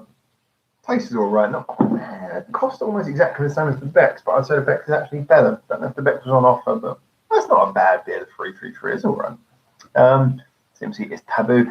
Ivy, are you brave enough to visit street side restaurants, cafe there? Yeah, absolutely. Just don't have the money. That's what it comes down to. I don't have the money. I've been cooking at home because I just don't have the money to go out and eat. And I know everyone's going to say, well, like a meal here is like $2. Yeah, well, I don't have $2. All right, let's put it that way. Yeah, I really struggle to convey sometimes without sounding like a whinging bastard just how little money I do all of this on. Most of the equipment, pretty much all the equipment I got is stuff I bought in England back when I was in a good paying job. But now I'm sort of living a strong together life, I must admit. I love my life, I enjoy it, I'm not complaining at all, but guys, seriously, do not have money. Do not have money. So I virtually never eat out unless there's a friend involved and the friend is willing to go 50-50 with me. I never take people out to restaurants, but sometimes I'll save up to help by going 50-50 with a friend for a special occasion or something.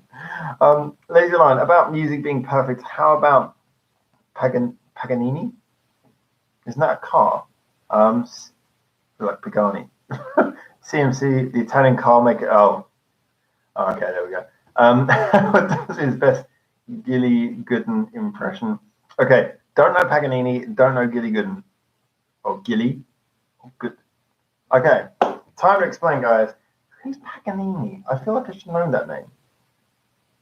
And especially if it's perfect music. You suffer for your art. Please don't cut off your ear. I wasn't intending to cut off any part of me. I'm pretty sure every part of me works okay. I'm happy with that. So I'm going to keep myself in one particular case. In fact, the only part of me I cut off is my hair. There isn't anything to cut off anyway. It's an easy job. Actually, there's a street hairdresser here who I really wish I had enough money to use. I think he probably only charges like $1 to do it, but I just really would love to see what he does with my total lack of hair, just for the fun of sitting down in the middle of the street in front of a mirror, which the mirror is being hung from the embassy's fence, the fence of the embassy. He's got a little wall mirror hanging from it, and he's got a chair there, and he just sits in another chair, and then someone will come along and say, sit down. Starts cutting and shaving, blah, blah, blah, blah, blah. And he sits down, takes his money, and they walk off. It's so much better than a barber. Oh, I wish I could do that. Italian composer, famous for playing violin. Sorry, I've never got that, playing violin. I don't know.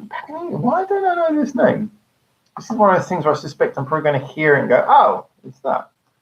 But let's just pop that into Google. That's how I say Google now. Paganini. Not Panini, not Pagani, but Paganini. Oh, here we go. Oh, it's a picture of him. It says Italian violinist is his description, but I'm assuming he is a. Here we go. Niccolo Paganini was an Italian violist, guitarist, and composer. He was the most celebrated violin virtuoso of his time and left his mark as one of the pillars of modern violin technique. He died in 1840, so unfortunately not going to any graphs or anything to go on them, but we've got lots of paintings. Wow, those are some serious sideburns. You could have got into like a Liverpudlian Britpop band with those sideburns. Let's check out the Wikipedia real quick and pop it on save so I can go back and check that out later. So he died aged 78. Pretty impressive, actually. It's really considering. Oh no, 58. Oops. Oh, it's not so impressive then. It's kind of average. Average for his time. Oh well. Good for him. So let's have a look here. Lenny, I respect CMC hating Perfume, even though I really like them, because I also want my hating of bands respected the same. Exactly. That's the way it should work. Lazy hair reacting. I'll try to react to him. If he's got any currently new dropping records from Paganini, that would be awesome. But yeah, it'd be interesting to read. Definitely get an idea from him. CMC, thanks, Lenny. Have the utmost respect for your hatred of bands. Lenny, there is a movie about Paganini called The Devil's Violinist. Yeah, I was seeing quickly on Google that he's apparently nicknamed The Devil's Violinist. It was the whole thing on why, but I didn't get into that quite at the moment, but that's something I'll read about later. But interesting point. Always nice to hear new things. I like classical music as well, so it's always interesting to hear about new classical, well, not new classical music, but classical music I haven't heard of before. Harry, I don't particularly hate Perfume, but they are not my type of music for sure. I mean, I have a bit of a difficult relationship when it comes to Perfume in that I'm not in CMC's thinking that all of their songs sound too produced and the same, and yet sometimes I agree with him. Like, some of their songs do sound too similar, and some of the songs, the production does feel unnecessary. But when Perfume strike that right balance and it works, wow, does it work. Some of their stuff is absolutely brilliant in my opinion. And some of their stuff is kind of just passable and yeah, it's okay, that's all right. Nothing has been offensively bad. I mean, I know songs like Fusion and Future Pop left me kind of thinking, well, this is wasted potential. But I think they hit quite a wide scope with my opinion. But when they have something that I really like, wow, do I like it. I mean, stuff like Polyrhythm, I thought Polyrhythm was absolutely mind-blowing. I can't remember the name. There was one that I liked even more, like my favorite one, the one with the weird bubbles in the video, where the video was actually probably their worst video by quite a long way. But yeah, had really cool sort of thing going on with beautiful melody. So yeah, when they work amazingly. CMC Perfume subunit called Brut 33. Again, your jokes go over my head. The actor playing Paganini is an actual violinist. He plays the music in the film for real. Good for him. Good for him. I think that's nice. If it's a movie about music, you want someone who actually can play the music. It makes it more convincing. Yeah, I think that's nice to have.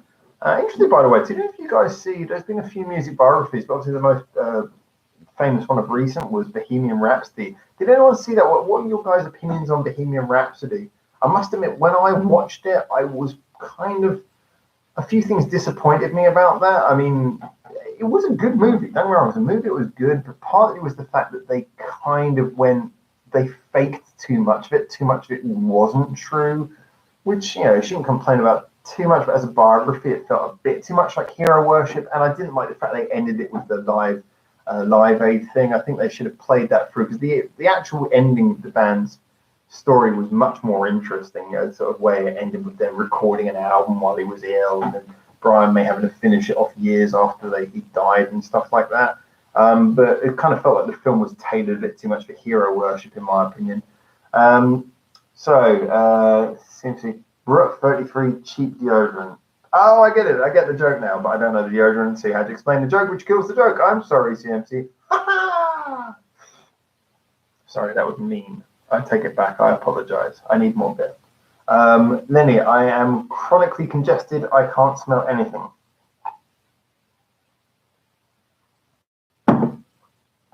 Fair enough. I hope you get better soon. CMC, I never watched it, but made a big impression on Bandmate. Yeah, I noticed it did. I know they, I can't remember which one it was. Bubble, wasn't it? They based off of that. But yeah, Les None, I liked the look better. Which look?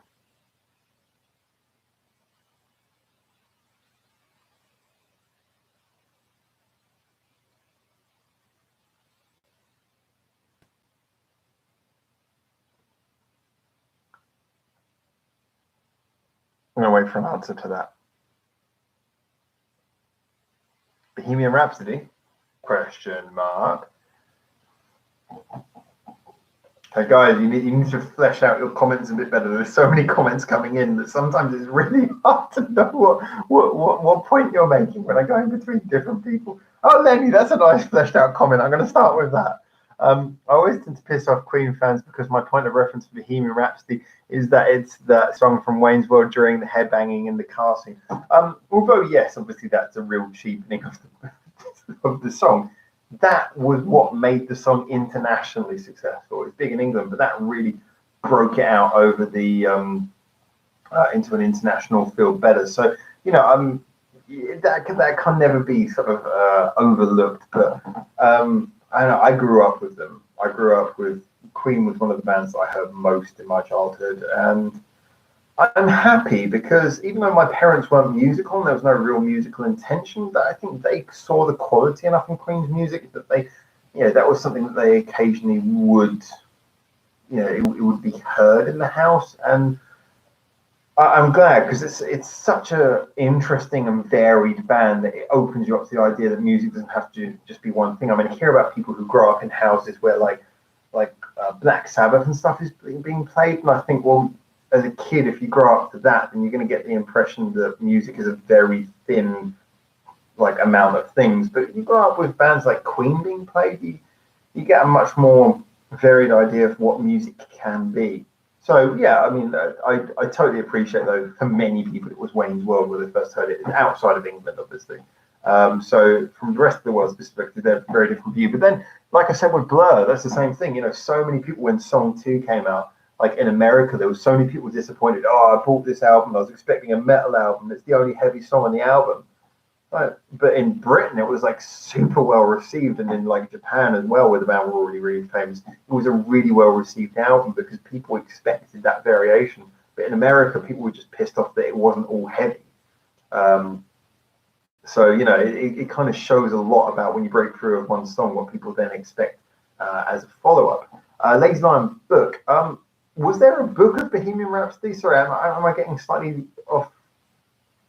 Am I missing the conversation? But I didn't. If there's a book of Bohemian Rhapsody, I didn't know that. Or if you mean a book of something else, let me know. CMC, I tend to piss off Queen fans. I don't believe they shat rainbows and piss miracles, which they do. Sorry, which some of their fans do. Oh, okay. No, I mean, I see. I'm not saying on the same level, but I've seen Queen in a very similar way. I mean, the reason I like Queen is the same as the reason I respect the Beatles, the same as I like Blur. I see a similar thing in all of those bands in that they have bad songs. They have really bad songs. And the reason they have bad songs is because they spend so much of their time making new sounds. They don't just go, okay, here's a rock album, here's a pop album. Yeah, they're always pushing for more sounds, which means that they do have crap because it doesn't always work. But I have a huge respect for that. So yeah, I certainly don't think Queen shat rainbows and pissed miracles, which is a beautiful sentence, by the way. I hope you made that up. But I think that they deserve a huge amount more respect than bands like U2, who just pissed out the same thing repeatedly. Okay, yeah, it's good. Stop doing the same thing, please. Same for much worse for Oasis. Oasis don't deserve any respect in my opinion. So yeah, you did one song for your entire career, and it was stolen. Okay, so we'll look at it anyway. Let's see what some of the comments are saying. So, Zimp didn't watch it either. Wasn't really a fan of Queen. Fair enough. That's about the easy. It's the best answer you can really give, isn't it? Really. Harry, Queen is hit or miss with me. I love some of their songs and hate others. Yeah, I'm the same. I am totally the same on that. But I appreciate the experimentation that went in. CMC, Queen, when it comes to a playlist or radio, I think it's cool, but I don't seek it out. Yeah, sometimes I do, sometimes I don't. Depends on the song. But it's a fair point again. Lazy Lion, there was no book.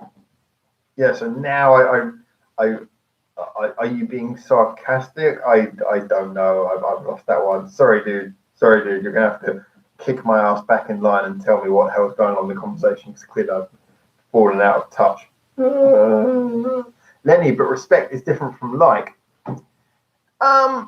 Well, this is the point. I mean, I would agree with what CMC said. I'm actually more of what Harry said, that I love some songs and hate other songs. So respect is not the same as like, but what respect does is it means that when a band puts out a song that you think is a load of crap, you can kind of sit back and go, well, okay. I mean, for example, if Queen put out like a song that I find irritating and annoying, like You're My Best Friend one, which I just kind of found like really dull and irritating, I could say, okay, and then Coldplay put out a song that's dull and irritating. with the Queen one, I can go, oh, okay, doesn't work for me. But fair enough, that's them doing something different. With Coldplay, I just go, well, that's just them being dull and irritating, which they always do, because they can't seem to elevate themselves above it, in my opinion. So respect is important because it means that when you hear the good stuff, you hear it and go, wow, great. And when you hear the bad stuff, you go, fair enough. I don't know why they did that, but I know that they are good enough musicians that I'm sure there was a reason. I'm sure that works really well for someone, even though it doesn't work for me. So I do agree that like and respect are very different, but I think respect is very important for understanding when you don't like a song by a band. But anyway, I'll follow up the rest of the points you made. We'll just quickly skip ahead. Lenny said, fuck you two, those limey bastards. Hold up. Well, for a start, I don't think they're limey. I think limey referred to English and they're Irish. Are not worthy of smell of negative land's shit. Sorry, CMC, I promise not to make any more good points. CMC, good point, Lenny. Oh, I see. Biss did a song that was kind of a tribute to Queen called Are You Ready? Definitely. I mean, I'm going to be doing some Biss soon anyway, because there's a lot of Biss and I need to pick up on some Biss as well. So I might actually check that out, and they've given me that rather interesting point to go with. Quickly copy that down, actually. I'll pop that in my notes because I haven't really done any Biss, and I wanted to give them a quick try.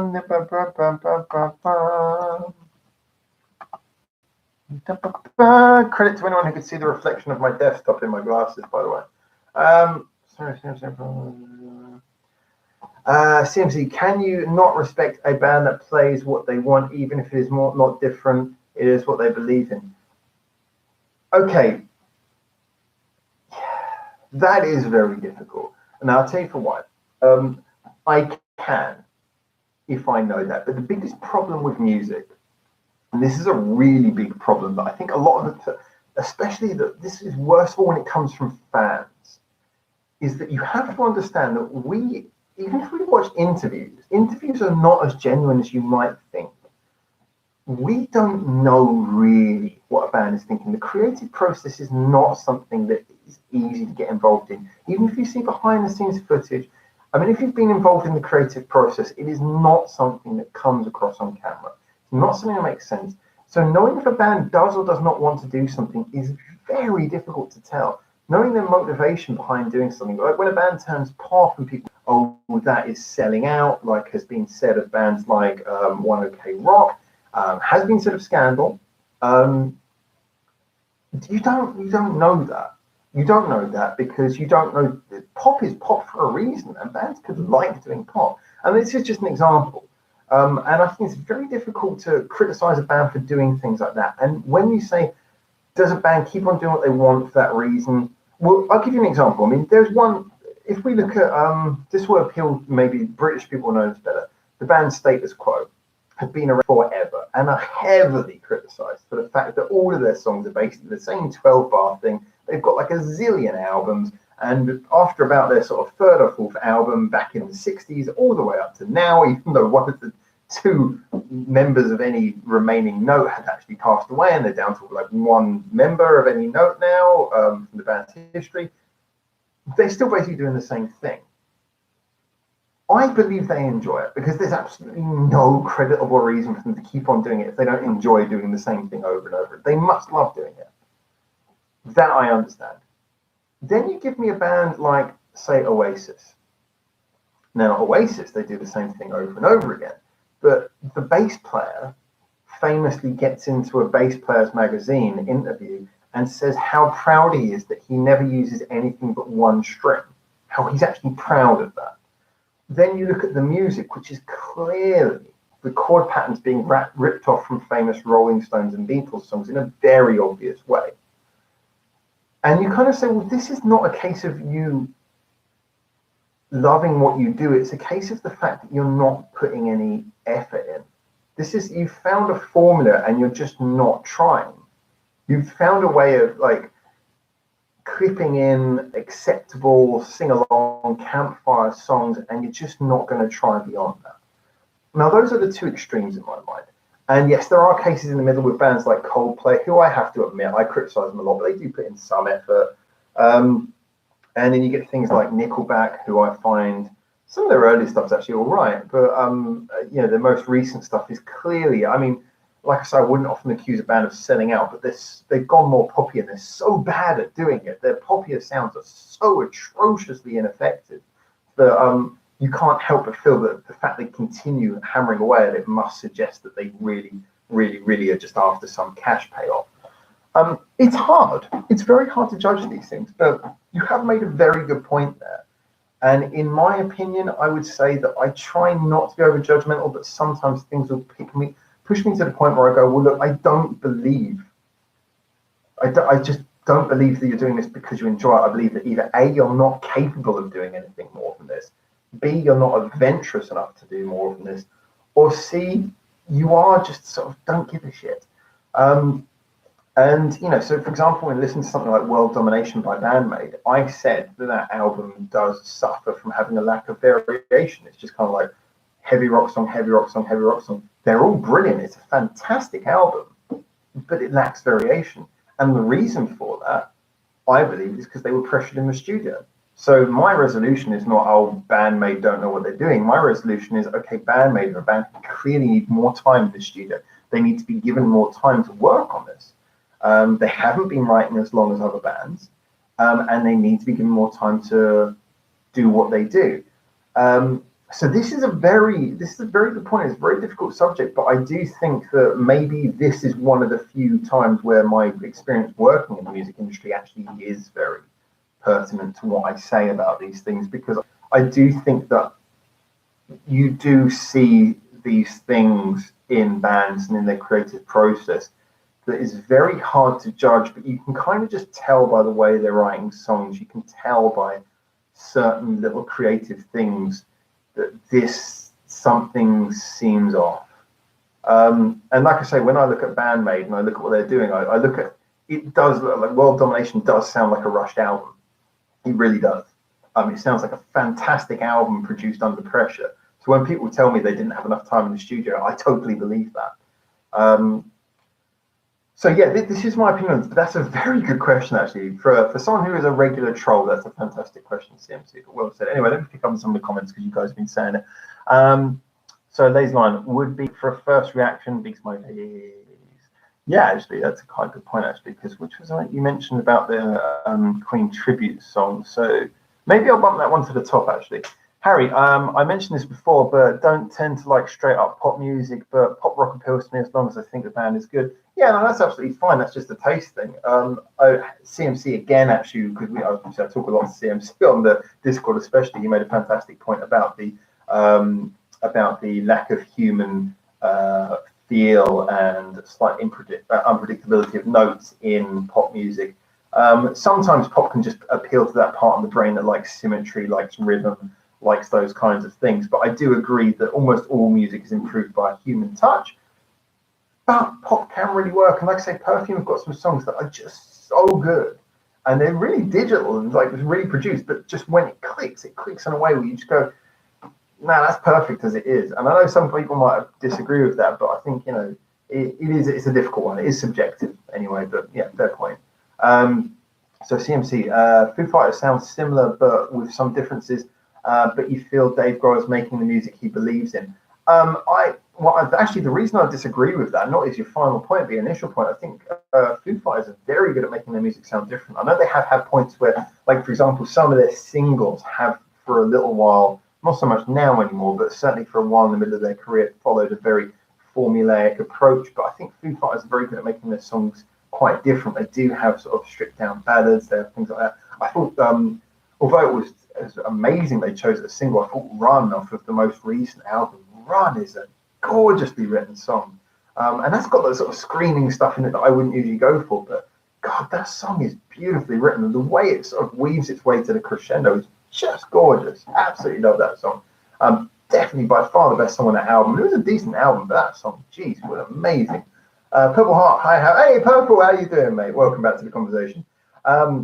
Lenny, intersubjectivity is impossible. No way anyone can know anyone's true intent. That is true, but like I say, it's kind of like with when a psychiatrist reviews someone, there's no 100% review on it, but a psychiatrist knows how to look for various telling things, body language, speech patterns, various things. And if you've worked in music and worked in the creative process for your entire life, then you can see things in the way an artist writes where you can kind of see it's not 100% right. I might be wrong about things, but I think I've got a fairly good handle on listening to music and being able to tell what is being done for love and what is being done because it is seen as being the right thing. That's just my opinion. You guys might disagree with me, but I think most of the time what I feel that tends to pay off in the long run as being correct. I mean, like I said, I'm not claiming to be any guru or future fortune teller. It just seems that as a general, I feel like I've got a fairly good handle on that. CMC, hi Purple. Hi. Hey, everyone's saying hi to Purple. Funny, Purple, funny. Think about Human Touch. My fave Daft Punk song is the last one they did. I actually didn't even know they finished, which moves into more natural instruments with their digital touch. That's nice, though. I think that's kind of a nice way of returning back to the earth, so to speak, for Daft Punk. But I mean, I never got huge into Daft Punk, but I know they were massively appreciated, and I can kind of see why. They had a sound, but they also had a real taste for experimentation. CMC Sonic Highways is a brilliant documentary series worth watching. Yes, it was. It's fantastic. You can hear intent if the artist is good enough. Some artists don't have the breadth of talent, perhaps to make it obvious, but with one really talented, you can hear intent and passion. Yes, but then again, you can have artists who are like, sometimes this is the one that really gets me, and I really hate this when you hear the fans of these kind of artists, is when you have an artist who's just very good at sounding passionate. They're very good at sounding expressive. Kind of like the way that a classical musician can take a piece that they maybe they don't speak the language of the writer, they don't know the intention of it or anything, but they know how to express it beautifully. And sometimes you get artists who are very good at making something sound expressive, but really there's not really that much heart in it. Talent over writing capability is a thing.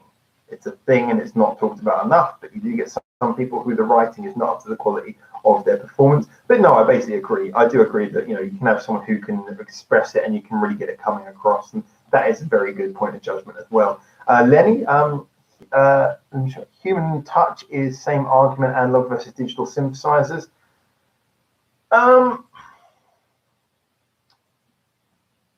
Yeah.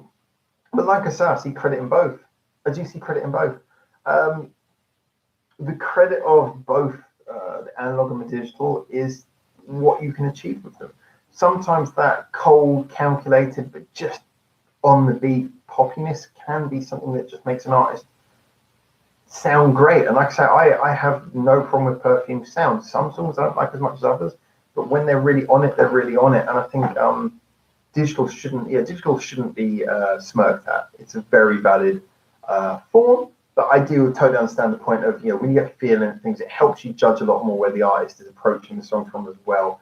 Purple, do you think some songs can be too experimental and just lack cohesion of sound? Interesting you said that. I won't tell you which one it is, but one of the songs that I reviewed today, which is coming up in the next couple of weeks, that was exactly my argument against it. I was really impressed with how brave it was, but it lacked cohesion because they tried too much.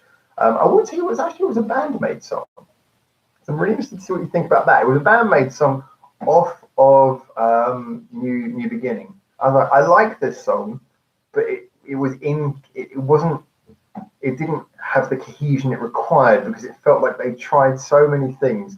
I appreciated the braveness, but it didn't quite hit. But that is actually a surprisingly common thing. But I would never personally, depending on the artist, I guess, but I would never personally hold that as a negative thing. I think that, to be experimental, the most difficult thing is a cohesive sound. So you have to respect bands who try too hard to be experimental and struggle to get that cohesion and maybe get it later in their career when less people are listening. So CMC, depends what drugs you are on and what they are meshing. This is it's a Perfume dig again, isn't it? Or are you just talking about Purple's point about the cohesion? I mean, this is actually one of the reasons, I'll just go back to Purple's point quickly. It's one of the reasons why I love Cardiac so much. I think Cardiac's a I know they're too experimental for most people, but this is why I think they are the best of all of those bands, because somehow they take the most insane things and make them cohesive. I will give a quick link actually to what I regard it was on their very last album, before ironically the lead singer had a cardiac. They had one song which to me is the perfect example of how to take a total incoherent mess of time signatures and basically end up with something which is an utter masterpiece of free flowing. Just it flows amazingly, and yet everything sounds like a total mess if you took it in its own. So you guys can check this out, and this is an example of what I mean by experimentation, which just works perfectly. So it's a song by Cardiac. It's called "Will Bleed Amen." Absolutely gorgeous. I would say if you're into experimental music at all, definitely check that out. It's an example of how you do it right. Lenny, Philip Glass is too experimental, but does not lack a cohesion. Well, if he doesn't lack cohesion, he's not too experimental. He's the right amount of experimental. John's not experimental enough, but does lack cohesion. I guess fair enough. I mean, I'm not familiar enough with Eve Rise, if I'm honest with you, to give a totally fair opinion on that. But I can agree that I've heard artists who just have done something as simple as just come outside of a 4/4 time signature and everything's fallen apart. Then again, I've heard artists who've been like super experimental, like I said, Cardiacs, and everything's worked together. CMC Gastric Spin are a good example. Sometimes it's coherent, and sometimes you just think, what the fuck? Yeah, like I say, I mean, unfortunately, I can't do reactions to them at the moment because they're blocking everything of theirs I post. So that's really pissed me off because I had some really interesting things to say about them. But I did hear one song by them. One of the songs I did, the first two that got blocked, one of them I did was just, I was really surprised because the first song I heard by Gastric Spin was really interesting. And the second song I heard by them was really boring. I mean, really dull, to the point of just me, it's crushingly dull. I was like, what's wrong with this? And then directly after, I heard another song, which again was really interesting. I was like, this band is all over the place. But, you know, again, respect where respect's due, because you can tell they're experimenting. Lazy Line, the Beatles were pretty poppy in most of their songs, yes, and experimental as well. I mean, Strawberry Fields. If you cannot see the beauty in Strawberry Fields, just the way it's written, everything, then you need to really take some time to think about music appreciation, because that song is just gorgeous, and it's one of many gorgeous songs they have. Lenny G. Frank Zappa's A Black Page is perfect. Again, that's a song I'm not too familiar with, actually. I think I heard that a very long time ago. Thanks.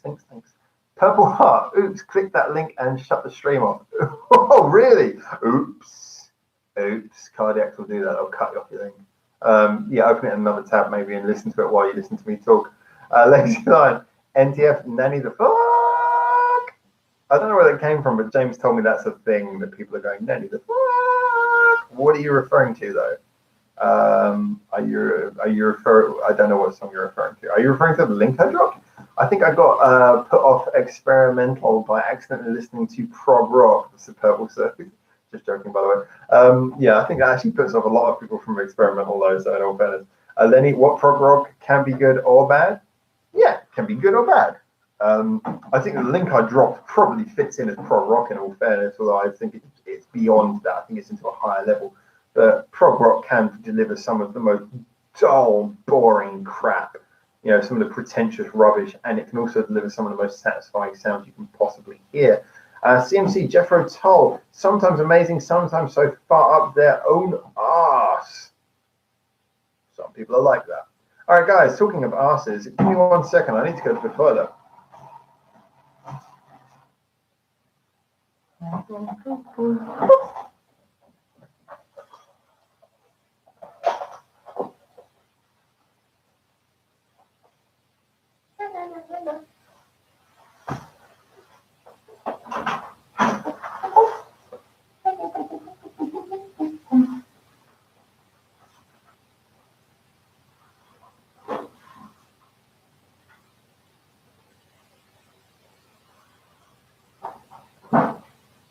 I really hope you can't hear this.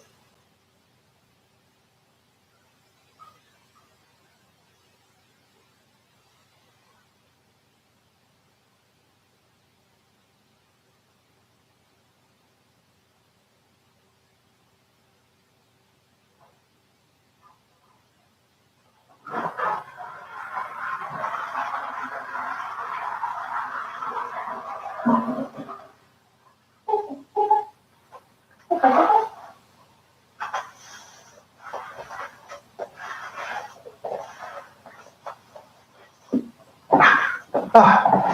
in order to explain my low movements across the floor, I'm wearing a pair of shorts at the moment that I'm not entirely sure as covering as they should be. There's like a small split developing in an area that I don't really want it to develop. So I'll be moving across the floor just to save myself any permanently recorded internet embarrassment. So look here. So Jeffro Toll, that name I haven't heard in years, referring to CMC. Hope you washed your hands. I did actually, the sink with the toilet. So I was going, you know, in Asia, you get like the toilet, and when you flush it, the water actually comes down over the top of the tank at the back. So you just hold your hands there on the way out. It's a nice way of doing it. I didn't use soap though. I just used water. I'm sure no one will die. Jeffro Toll could be the Western Wagaki band with the flutes and such. I don't know how to take that. The Cardiac song is so chaotic but oddly works. Yeah, that's actually Zimp. That's kind of my point. Is it's a total chaos, and yet, especially the more you listen to it, it works more and more and more. It's actually one of those few songs. I think it sounds better live, but there isn't a really good song recording of it live, because the bit where it fades out at the end, that's actually the best bit of the song, and that's why it's better live, is because that bit is so gorgeous. When you hear them do that live, it's got such a big crescendo. For some reason on the recording, it fades out, it cocks it up. Lazy Lion, nope, didn't hear a thing in relation to Harry. Passes Howard's son Fred and yeah, actually, I really need that. I'm not going to show it, but it's like one of those tears. It's not enough to show anything, and yet you kind of just, you have this horrible image of standing up and just boop, splits. And then the internet has a permanent recording of your dick pic, which is the last thing on earth I want to happen. Let us avoid any obscenity on this channel unless it's linguistic. I mean, I said dick pic, someone logged out of the chat. Apologies to whoever that was. Anyway, we've been on for 2 hours, so I would normally think of wrapping things up. I mean, it's been a really nice conversation. I've really enjoyed this. Like I said, we're not going to be here next Saturday, which is a terrible shame. But it is for good reasons. I'm going to be enjoying myself, having a bit of a nice time, and I thought I'd just sort of plan things ahead. I mean, I will try to be, I'll try to add a couple of extra live chats, maybe later this week, maybe the week after, the Saturday. I'll try and throw in a bit of ones off of the normal timing and everything, just so you guys are involved. But yeah, don't need a community strike as well as a copyright strike. Fair point. Basically, yeah, so basically what I want to say at the moment, look, I really appreciate what you guys are doing to support the channel, and this is really important right now. I don't want to sound like I'm sort of rallying the troops or anything too much, because look, this is a casual thing. I love that you guys come here and you enjoy this. You enjoy the discussion, you enjoy the music, you enjoy the reviews. But we are in a bit of a, let's say, like I said, all the problems we currently have are very temporary. They're all resolvable in the foreseeable future. But we are going through a little bit of a difficult patch now, because like I say, I mean, let's just go over those points again. All the things that happen at once. I mean, obviously, I really love that James was here, but while James was here, we had to focus on doing reviews we otherwise wouldn't have done. There was a lot of time constraints, and filming the new series that he's doing meant that we were really low on workload. We have the copyright strike, and the copyright strike has affected YouTube isn't sharing our channel with so many people as it used to. We've got the fact that I've been moving and going to another country and then coming back. We've got so many things happening at the same time. And you know, open onto extra platforms, that this is a really difficult time. Like I said, this is the first time ever that our subscribers has plateaued, and we had that horrible incident like the last couple of days. We've been shedding subscribers. Luckily today that came back up again. But you know, this is a difficult time for the channel, and anyone who knows me knows that I don't relax. Even on holiday, I'm not a relaxing person. I like to focus, I like to work, I like to get on with things.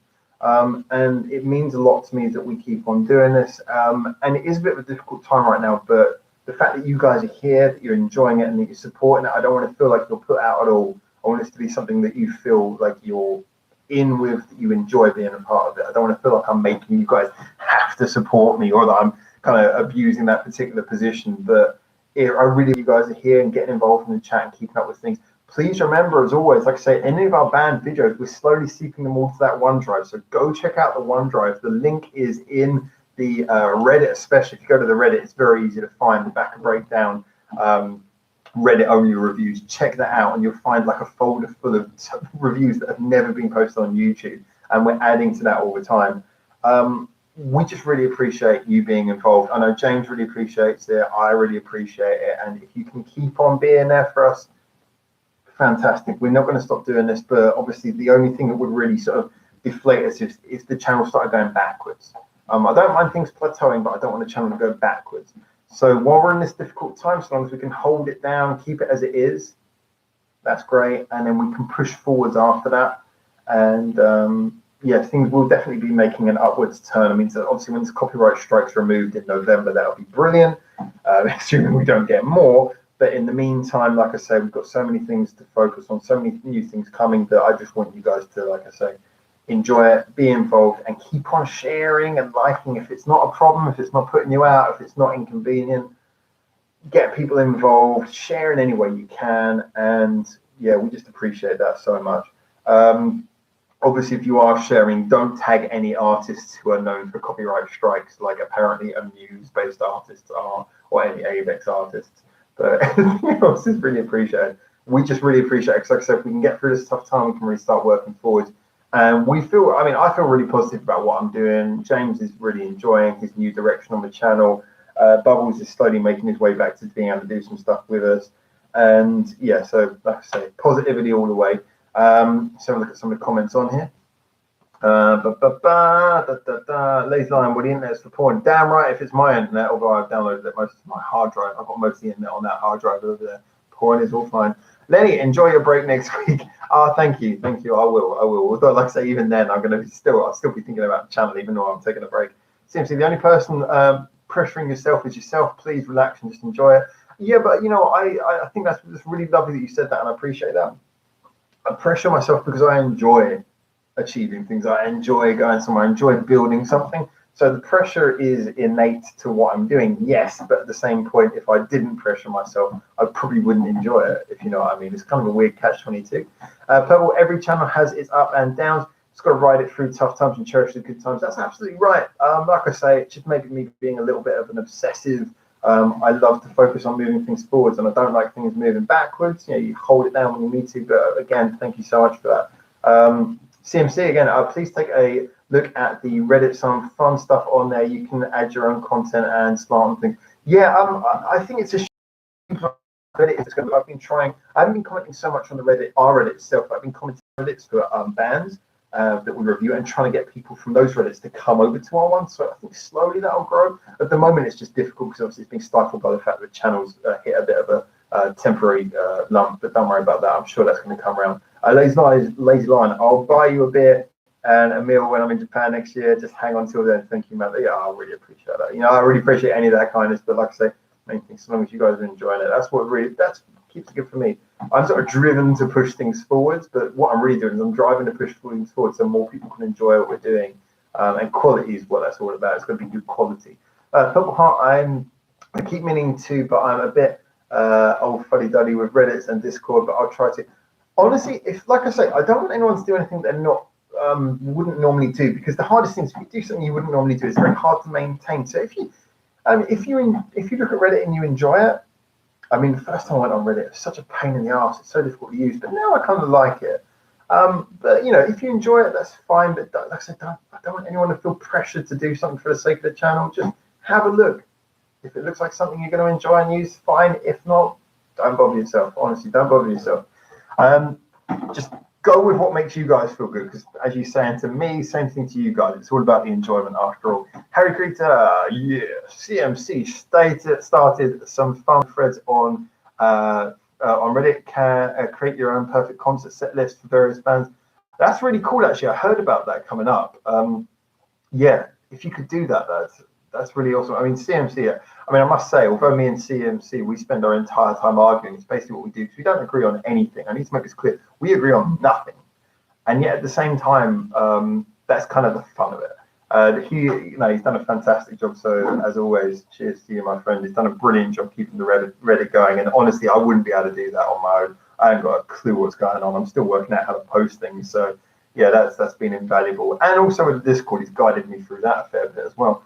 So Harrow, CMC, can you pin the article that has the link to OneDrive? I tried to pin that, but I don't think I did it. I think we can only have 2 pinned articles, but it looks like, and see what I can do. Yeah, basically, if you can pin that one, it'd be great, because that's actually probably the one that people are most going to come back to. So whatever I've done, fix it, because I don't know what I'm doing.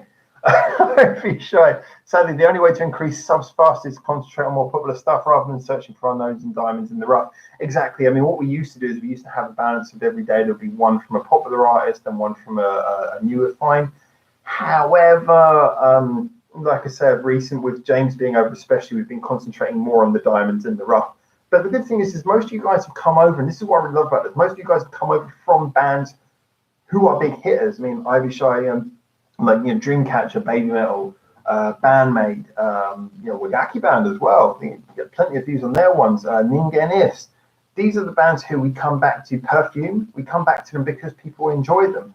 And I enjoy them as well. So I have no problem with doing that, because if there was a band who was popular who I didn't want to come back to, like One OK Rock, I do them occasionally. Lejeune suggested that I should, and I did come back to them, but I just find that's often more trouble than it's worth. I do find it difficult sometimes to review their music, even though I don't have anything against them.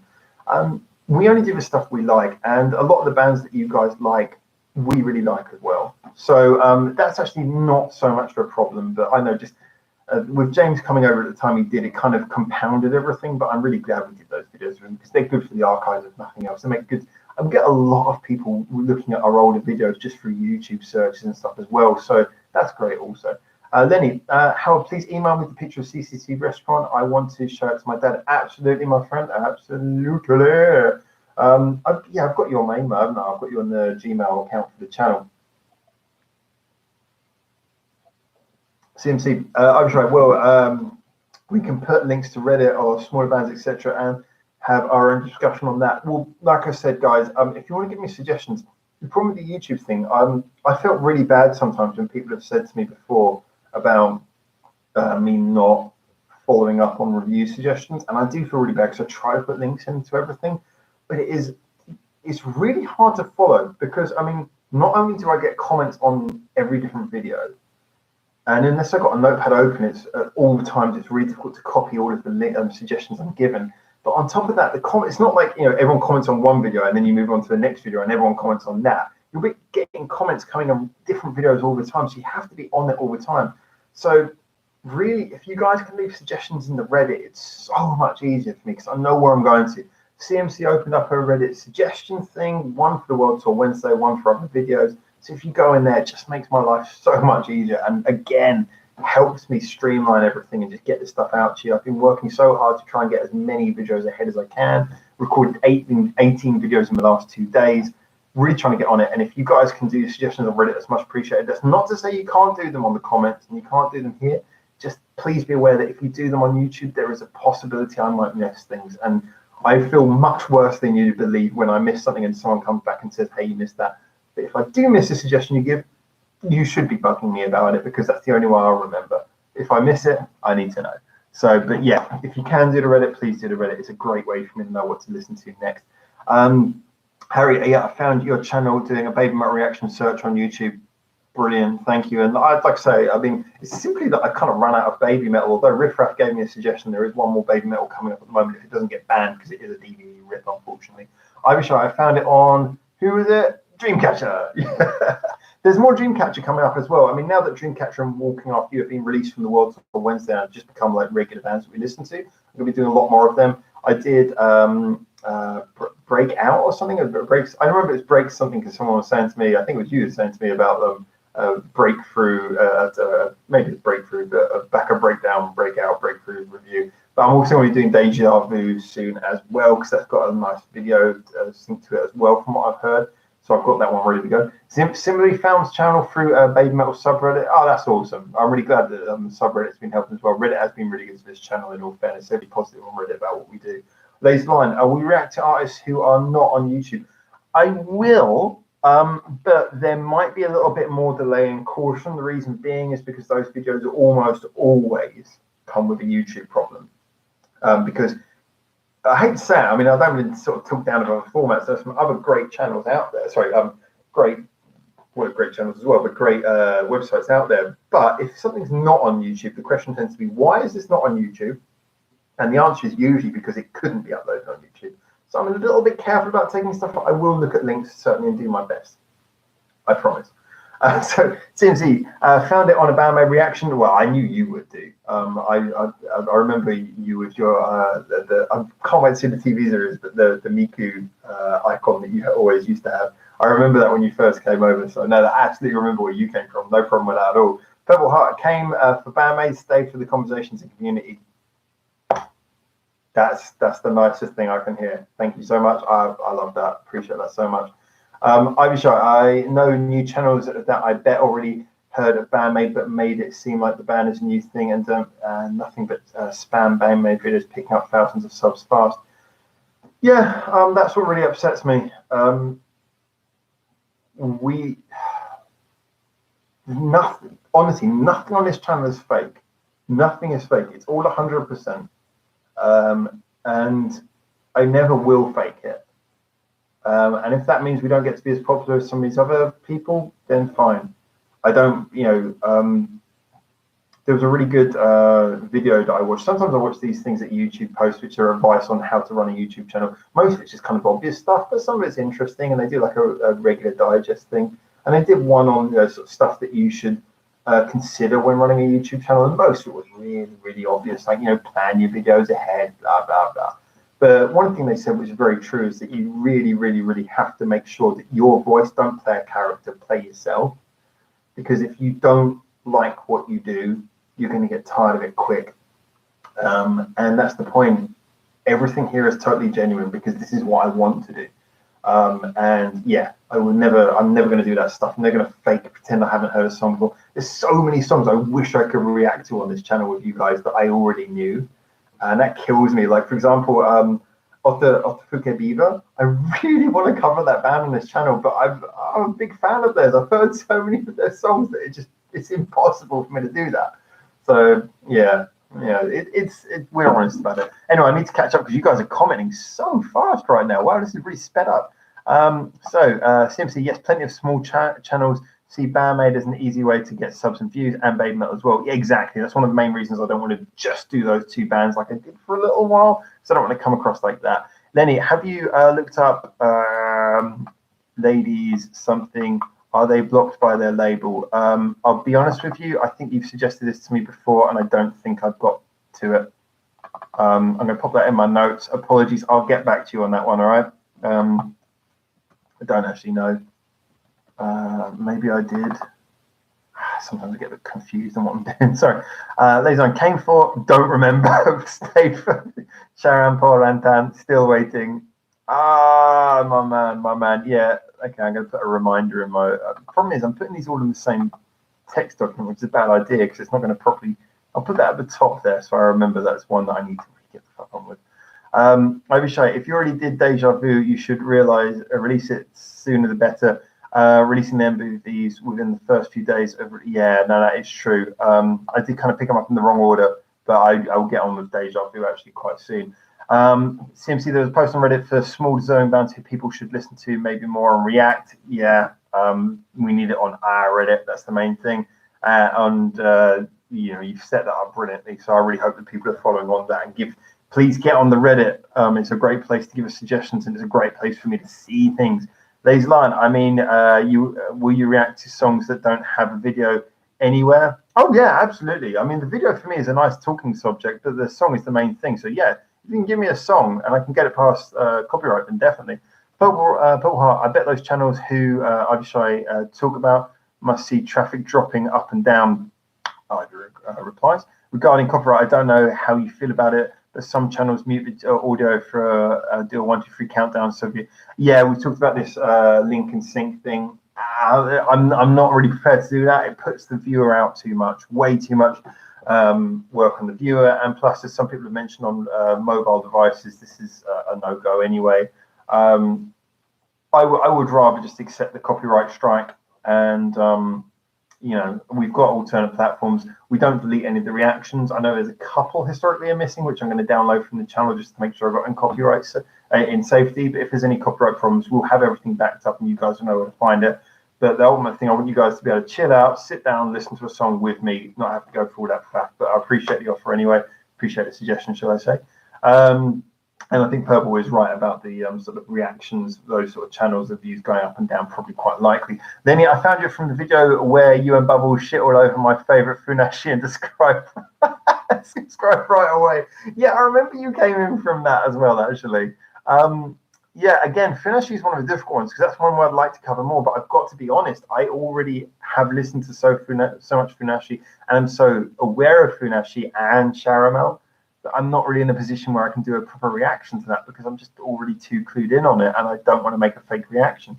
Harry, I saw a channel react to Baby Metal and shit all over them, then suddenly became huge Baby Metal fans, I presume, after seeing huge uptick views.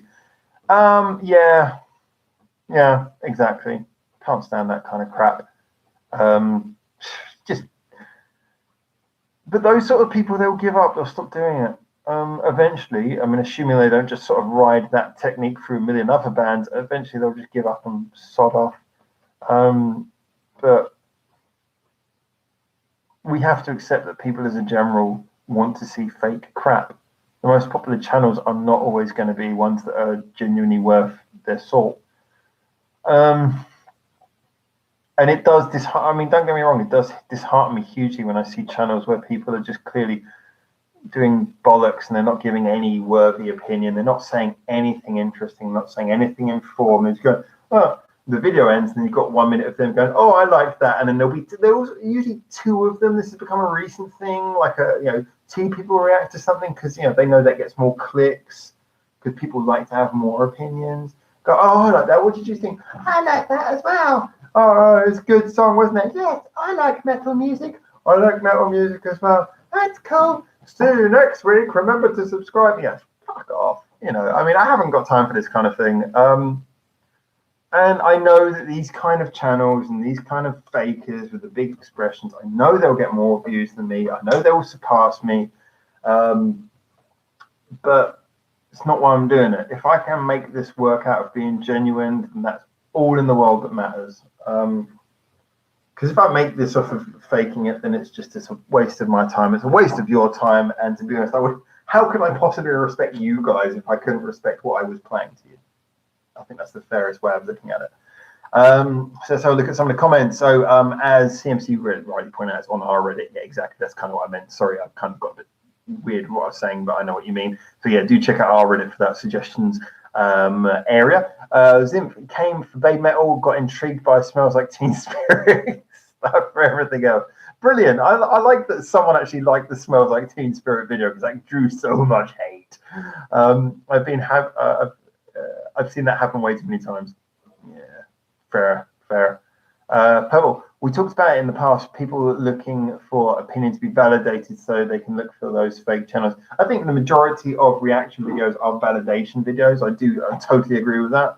I think there's nothing wrong with being a little bit nice, a little bit sugar-coated with the way you react to things. Sometimes I'll try not to get too overly angry about things I don't like. But, there's one thing to be polite to fans who might have tuned in. It's another thing to just validate them and blow smoke up their ass. I try to look for the positive end of everything, even if I'm not a huge fan of it. But I'll never tell you something that I don't actually believe.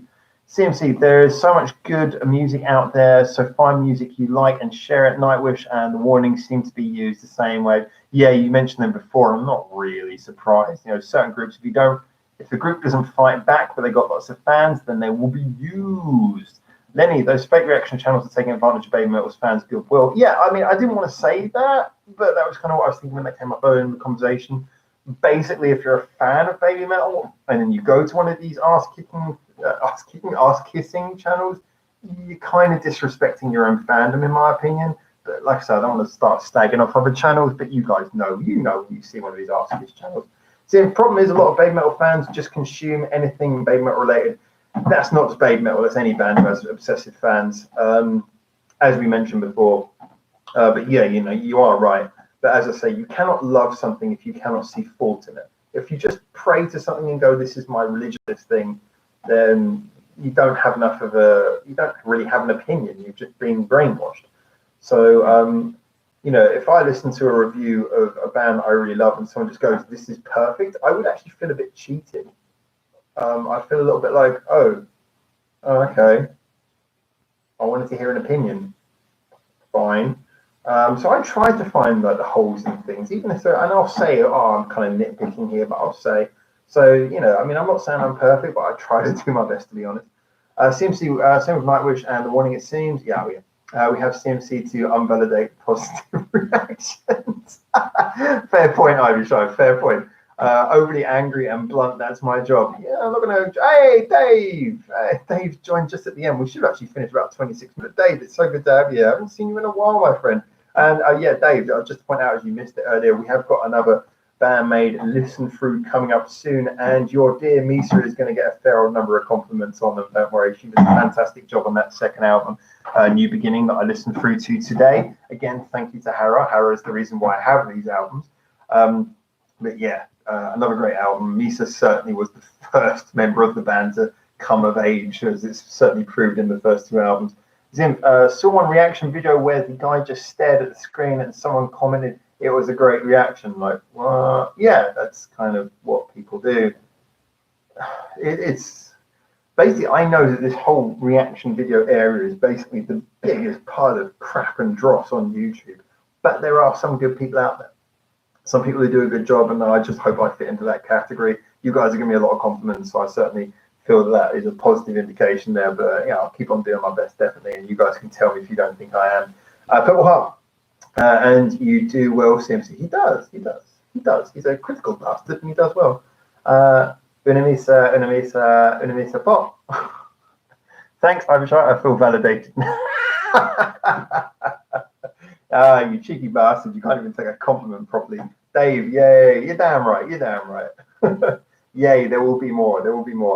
Like I said, as we were saying before, it's been so many things sort of affecting the channel's flow, but we're hoping to punch forward, and we will be getting some more Bandmade listen-alongs coming along, and more of the bands that I think brought a lot of people here, although we won't stop listening to those little diamonds in the rough, as it was so beautifully put earlier. Haramatu, my friend, as you know, I am for Bandmade, but subscribe to subscribe as to Critics Felt Refreshing. Oh, thank you.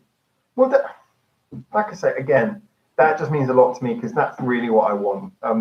I want this to appeal to what I think so few reactions and review channels do, which is that ability, the thing I want, which is to listen to someone genuinely talk to me about something I like. So I like this, I would like to talk to someone. Let's get an online opinion. But so many people just want validation. But well, I have to know, what beer is that? Oh, I'm sorry, you weren't here when we talked about the beer. Well, first of all, I had the Beck's, which smelled really good, but I'm on the 333. Pretty good, a little bit stronger. Doesn't have the nice aroma of the Beck's, but it's all right. I'm going to move on to something a bit stronger after this, I'm honest with you. Lenny, CMC, your anger does not come through in your comments, same as my sarcasm gets lost in written form. Sarcasm never works in written form. I'm sorry. I'm sorry. Sarcasm is not a written form. Unless you've got emojis everywhere, it's not clear. But CMC's anger comes more in his complex, wordy attacks. What thing? Usually you can tell when he doesn't like something because he'll come up with a very long-winded way of explaining why he thinks it's awful. Came for the Baby Metal and Scandal and stay for the analysis and great personality. Oh, that's too sweet for words. Thank you. You're really kind there. You're really kind. I was going to say, Lenny, if you want to do sarcasm, work on the emoji usage, because I can't pick up sarcasm in a comment. I can't do that. We'll read some Pratchett, and sarcasm is very obvious in its written form. Yeah, but that's slightly different. Because obviously, remember, when you're using conversation, I am gonna get in this subject. When you have conversational sarcasm, the conversation isn't sarcastic; it's a sarcastic comment, and so it's hard to know when the sarcastic comments come in. When it's something like a written thing, like a novel or like a Pratchett piece, It'll either be innate to the character, so you know that character has a habit for sarcasm, or the situation will have been developed and written enough that you'll be able to tell that the sarcasm is warranted. But in a conversational circumstance, it can be very funny, but if the person doesn't know it's sarcasm, you don't know it's sarcasm. So I will defend that point. I think it can work in the written format, okay, in a book, but in an online conversation, it can be very hard to tell when someone's being sarcastic. So context is everything with sarcasm. Absolutely. That's what makes sarcasm so great, is it is a play on context. You can flip the context of a situation. But when I read CMC, in my mind, he sounds like Drew Peter. Oh, that's going to really affect the way I read all of his comments from now on. It's going to make it really difficult to read CMC's comments now. Oh. So what you're saying is that the other person might need a brain and rational thought. Are you talking about me, you cheeky bastard? Terry Pratchett, never heard of him. Never heard of Terry Pratchett? Well, CMC said Pratchett, not Terry Pratchett. Are you referring to, did I say Terry Pratchett? He's a famous British author, did really, really crazy stuff. Sort of really crazy imaginative writing, was known for some really bizarre things, but anyway, it's great. He had some really good books. Purple Heart, Lenny won the internet with this comment. I'm dying here. Yeah, I think he's unfortunately CMC. Now you have to be seen through that light. I used to see you as Miku with horns. Now I see you as Droopy Dog. Anyway, look, guys, it's been 2.5 hours. I really should get on. It is now nearly the middle of the night here. Usually I start at midnight when I'm in Japan, but here I started a bit early. I need to get some rest. Don't know where I'm staying next week because someone has kind of cocked up my arrangements. But nonetheless, look, I really appreciate you guys staying up with me and discussing this, and it's been great conversation. Really has helped me a lot. As like I said, it's a bit of a difficult time for the channel, but we'll never give up. But it's always nice to hear the positive reassurance that you guys are enjoying it and you guys know what's going on. So for now, what I'm going to do is I'm going to wrap things up real nice and cleanly. Good night, Ivy Shy as well. Like I say, Dreamcatcher is coming. A couple of songs coming from them. CMC, good night as well. Good night, everyone. Thank you so much for tuning in. Purple Heart, night. And for now, from Vietnam, this money isn't worth very much, but it's so pretty. So pretty. For now, from Vietnam. Ciao, ciao.